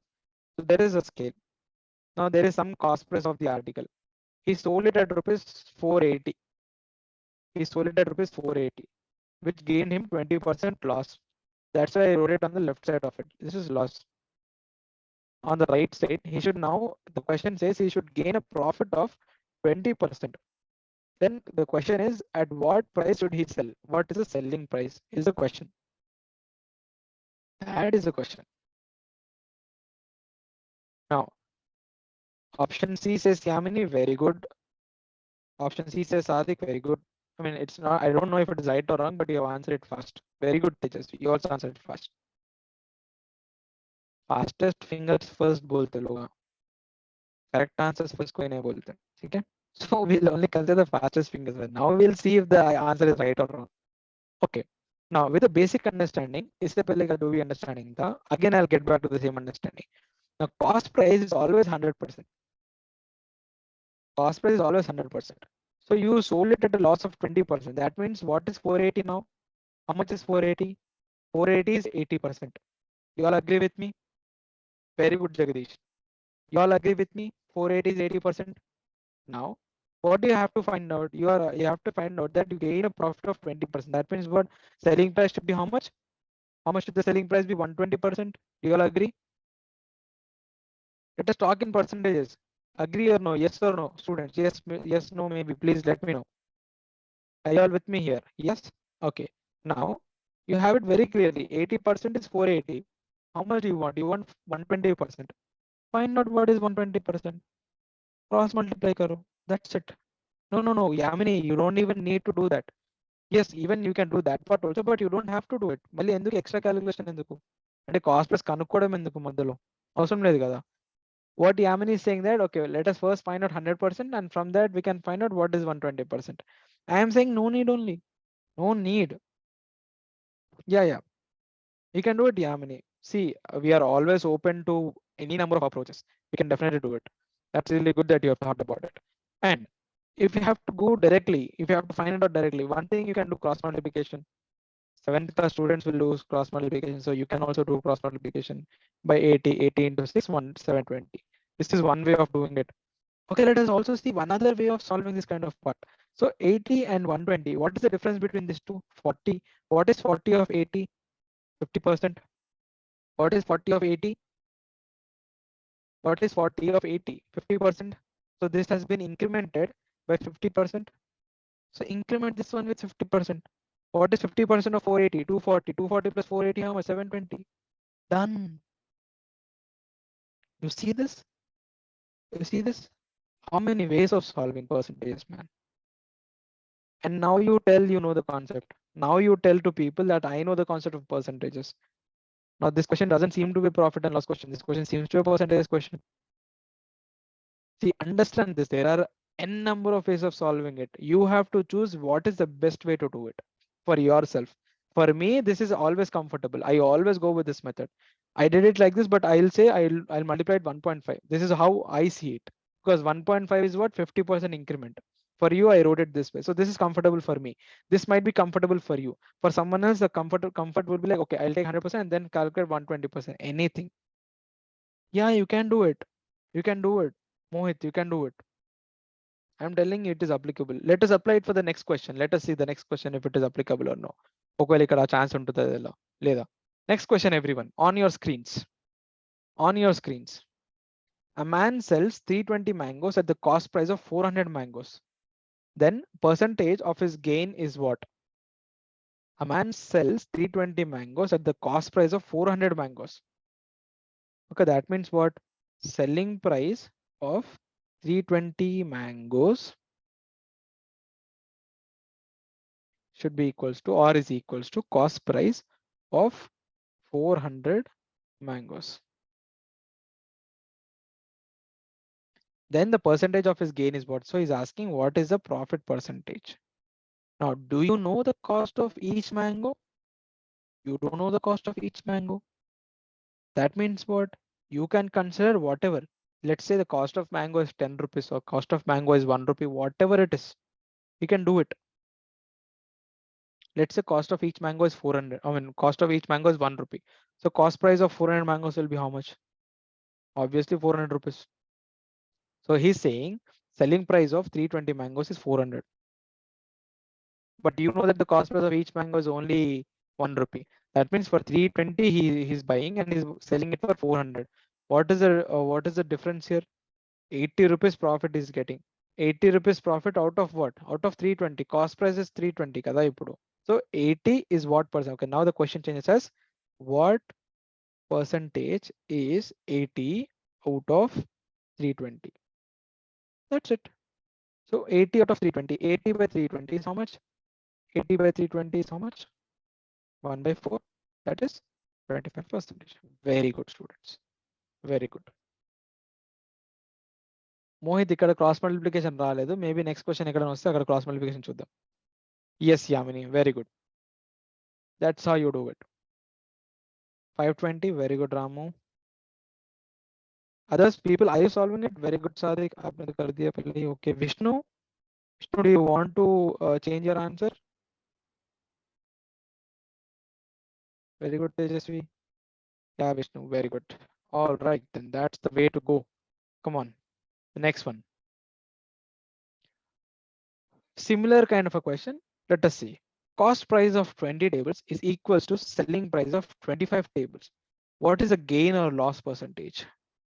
So cost price of 20 tables is equals to selling price of 25 tables. Now, first thing you have to like understand, is it a profit or is it loss? First thing, and then whatever is that, you have to find out the percentage of it. That's simple. Now, cost price of 20 tables. Do you know the cost price of each table? You don't know what is the cost price of each table. You consider, let's say cost price of each table is whatever, 1 rupee, 4 rupees, 5 rupees, whatever you want to consider that. And see, selling price of 25 tables is also that. Then you compare, is it loss or is it profit? If you ask me, I'll take a common multiple for 100, I mean 20 and 25, which is 100, right? So I'll say cost price of 20 tables is 100. Cost price of 20 tables is 100.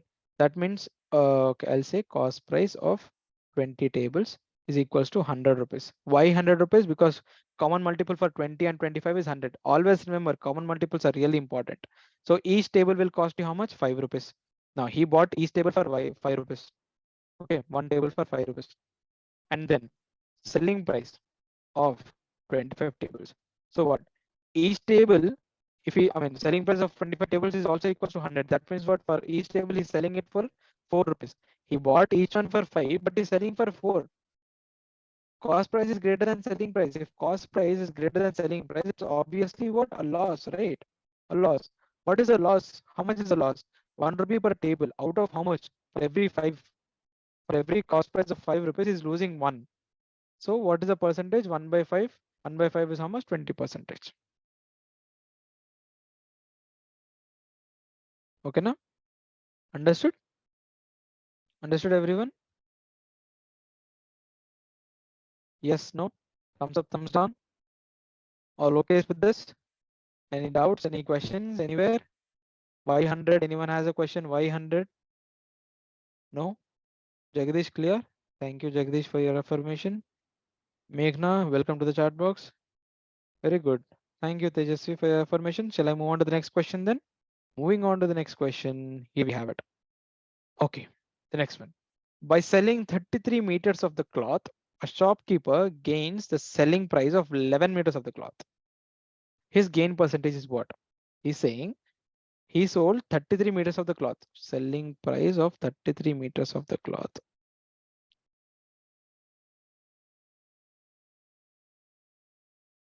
This is okay. This is the selling price part. And then moving ahead, next part of the question says, by selling this one, by selling 33 meters of the cloth, his profit percentage, okay, he gains price of 11 meters of the cloth. That is, his profit is equals to cost price of 11 meters of the cloth. He firstly sold 33 meters of the cloth, and by doing it, he gained the cost. I mean, his gain percentage or his gain was cost price of 11 meters. Okay. Now, what do we need? We need the profit percentage. Now, try to understand the question and do it. What is TMR? Malik, TMR क्या है?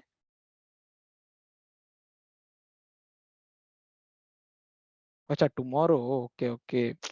Sorry. हाँ, कल से मैं ही आता हूँ. I'll be there. Don't worry.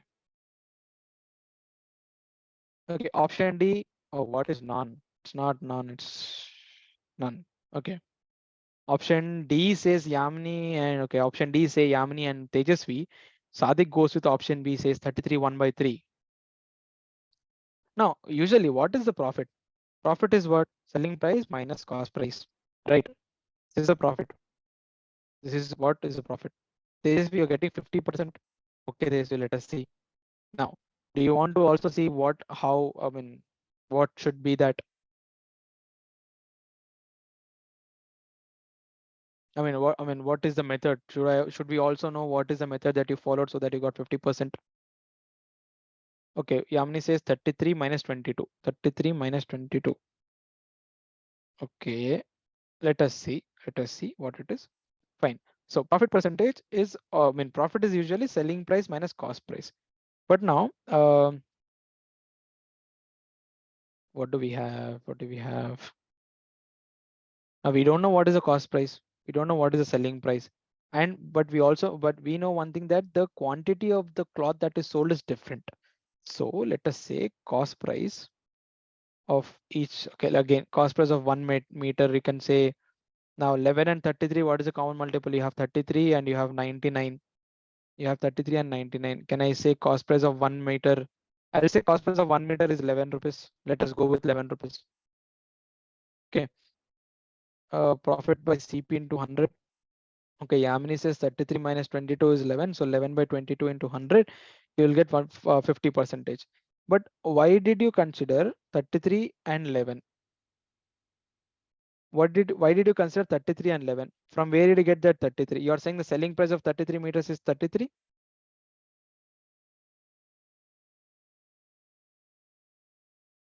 But let me tell you one thing. If I say cost price of 1 meter is okay, 1 meter ki 1 rupee. Why all that confusion? Let us say 1 meter ki 1 rupee. So the cost price of 11 meters enta aitadi appudu? It will be 11 rupees, obviously. Okay. Now, by selling 33 meters of cloth, he is making a profit of 11 rupees. అంటే యాక్చువల్గా అయితే 33 రూపీస్కి అమ్మాలి, కానీ is making a profit of 11 rupees. అంటే టోటల్కి ఎంత కమ్మినట్టు? 44 rupees కమ్మినట్టు కదా. మరి 33 ఎక్కడి నుంచి వచ్చింది మీకు? Yamini, I you following Yamini? Hema, are you also following what I'm trying to establish over here? See, he's saying selling price of 33 meters is gaining a profit of 11. And actually, he has to sell them for how much? If he's getting no profit, no gain, each meter's cost is 1 rupee. So 33 meters cost should be how much? 33 rupees. But he's selling it at a profit of cost price of 11 meters. Cost price of 11 meters and the 11 rupees. So total in the 44 rupees. So he's selling the 33 meters at rupees 44, not at rupees 33. Now Yamini, see the difference? So now what will be the profit? 44 minus 33. by what is the cost price? 33 into 100. Yeah, that is 1 by 33 into 100. Almost close to 33.33%. Almost close to 33 1 by 3%. Yamini, clear? See, I can understand the gap in the understanding there. So let us do some gap analysis. Let us do some gap analysis. Now, what is the gap analysis that we have to do? What we have to consider? Anytime you're trying to assume values, right? You're trying to assume the values. When are you going to assume the values and what are the values you can assume? That you need to be very clear. Now you consider the selling price of 33 meters equals to 33 rupees. But how did you consider that one? You said, okay, the 33 rupees aithe, then I'll say 11 rupees profit kabatti, I'll remove 11 rupees from this. Then 22 rupees will become my cost price. If 22 rupees becomes your cost price, if 22 rupees becomes your cost price, then you are saying 33 meters of cloth is sold at 22 rupees. That's like, that is not matching your profit again. So that's the reason what we do. Anytime you assume the base value. Now, what is a base value?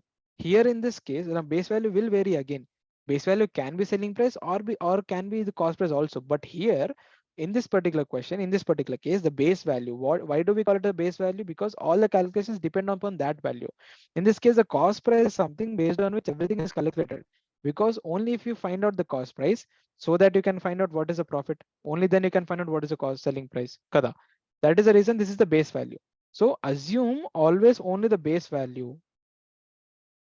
Okay, Yamini, you said no for what? Did you assume the base value? So always go with the base value. So ikkada base value cost price kabatti, then we said okay, cost price anedi ఒక్కొక్క metre కి ఒక్కొక్క రూపాయి అనుకుందాం. అప్పుడు 33 meters ఎంత కొనుంటాడు? 33 rupees కి కొనుంటాడు. ఎంత కమ్మిండంట? With a profit of cost price of 11 అంటే 11 rupees కి extra అమ్మిండు అంటే 44 rupees is the selling price. Then you will get the exact value of selling price based upon the profit you have taken. Now did you understand the whole thing? Why we assume a certain values and why you should refrain from not assuming a certain values? Guys, did you understand? I mean, okay, is the gap analysis clear, everyone? Is that clear for everyone? Mohit, did you understand this one? Okay, Yamini, clear? Yamini, I know you were saying something else, but did you understand this gap analysis? Do you agree with what we just wrote on the screen? Vishnu, okay with it?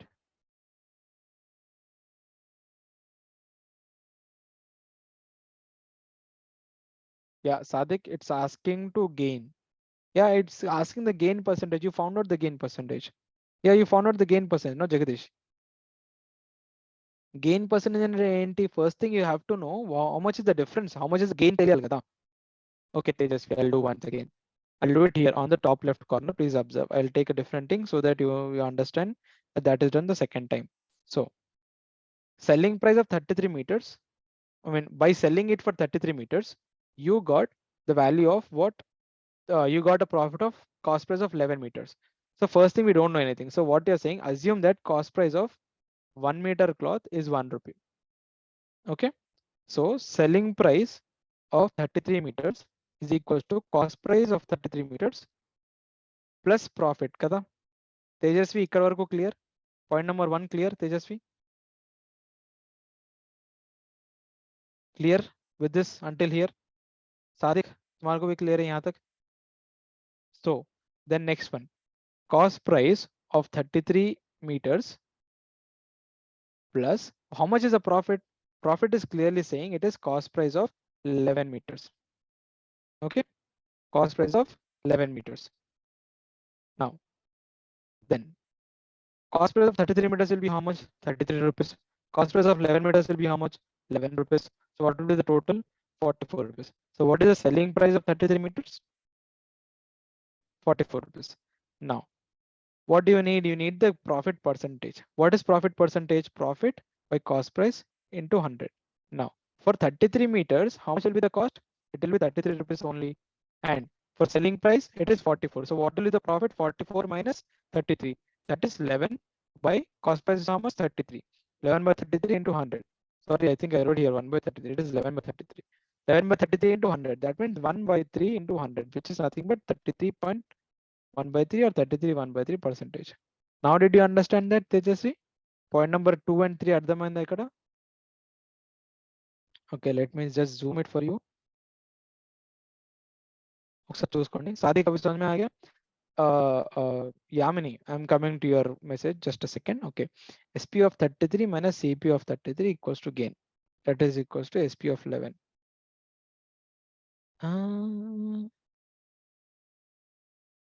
SP that gain is equals to SP of 11 అని ఎక్కడ చెప్పారు?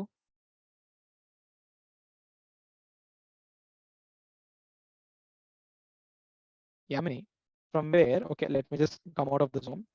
Yamini, from where did you come to a conclusion that gain is equals to SP of 11 meters అని చెప్పి? The first line of your message. Let me erase this part. I'm erasing this part. Okay. I just want to have one discussion with Yamini. Please, others, please just look at the screens.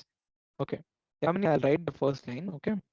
So SP, I want to understand what you wrote. Okay. SP of 33 meters minus CP of 33 meters is equals to gain is equals to SP of 11 meters. Then you're saying SP selling price of 22 meters is equals to cost price of 33 meters.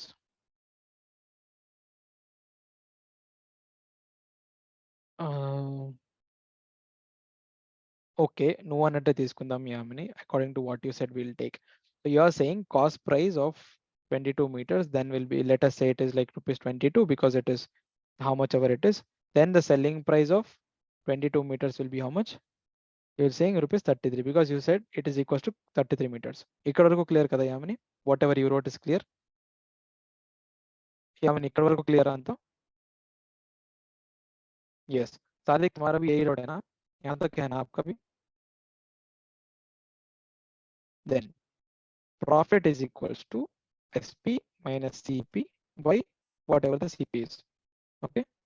So now in this case, you are saying it is 11 by 22 into 100, which is why you are saying it is 50%. But tell me one thing, from where are you saying is equals to SP of 11? I'm still not happy with whatever you have written over there.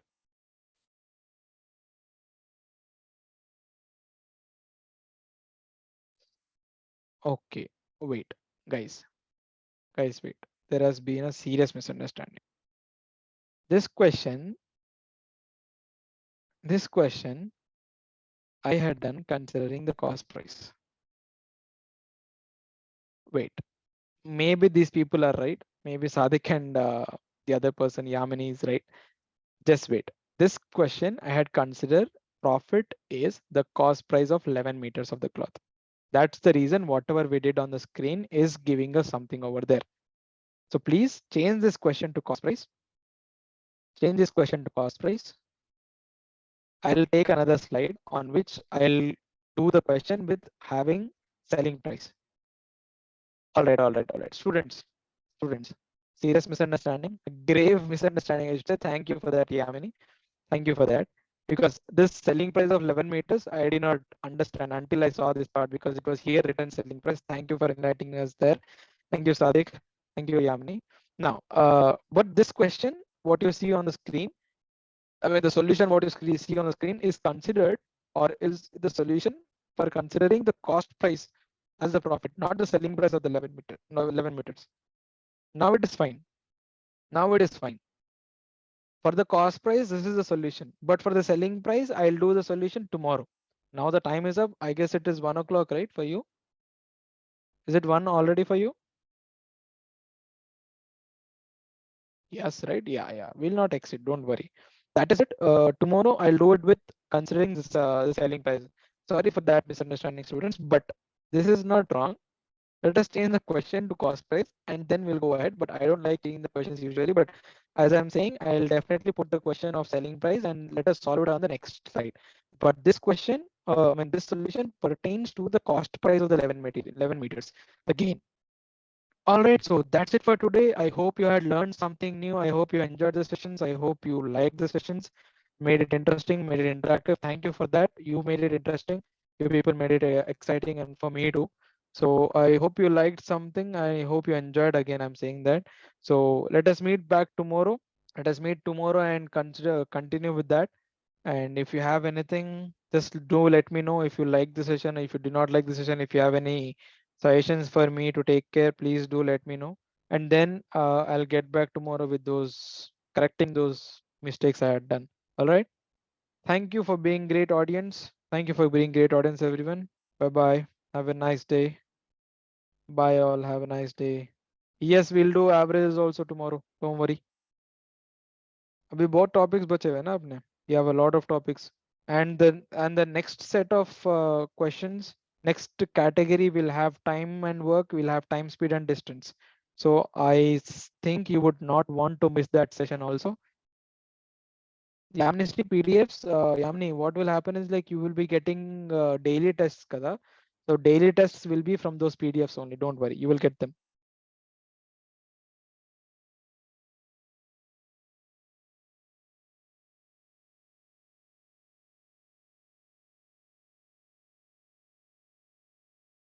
Geometry percentage की problem नहीं है क्या अभी? Geometry, because I should see geometry because I did not find much. I mean, I did not find much problems. Yes, there are, because there will be like, okay, there's a change in the area, 20% increment in the area. Then how much increment does the length and the breadth carry? Such kind of questions. There are percentage applications even in the geometry. Let us see. If I find anything, I'll put it up in the slides tomorrow when we complete averages. I'll do it then. Okay.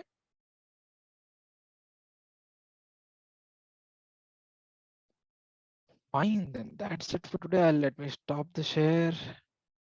I'll be here for the next 1 to 2 minutes just to make sure you have no questions left, no questions unanswered.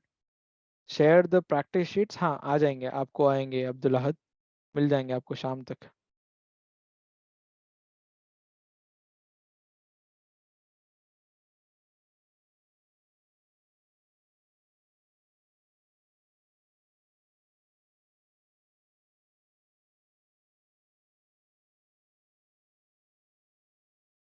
Bye bye everyone. That's it from my side. Have a nice day.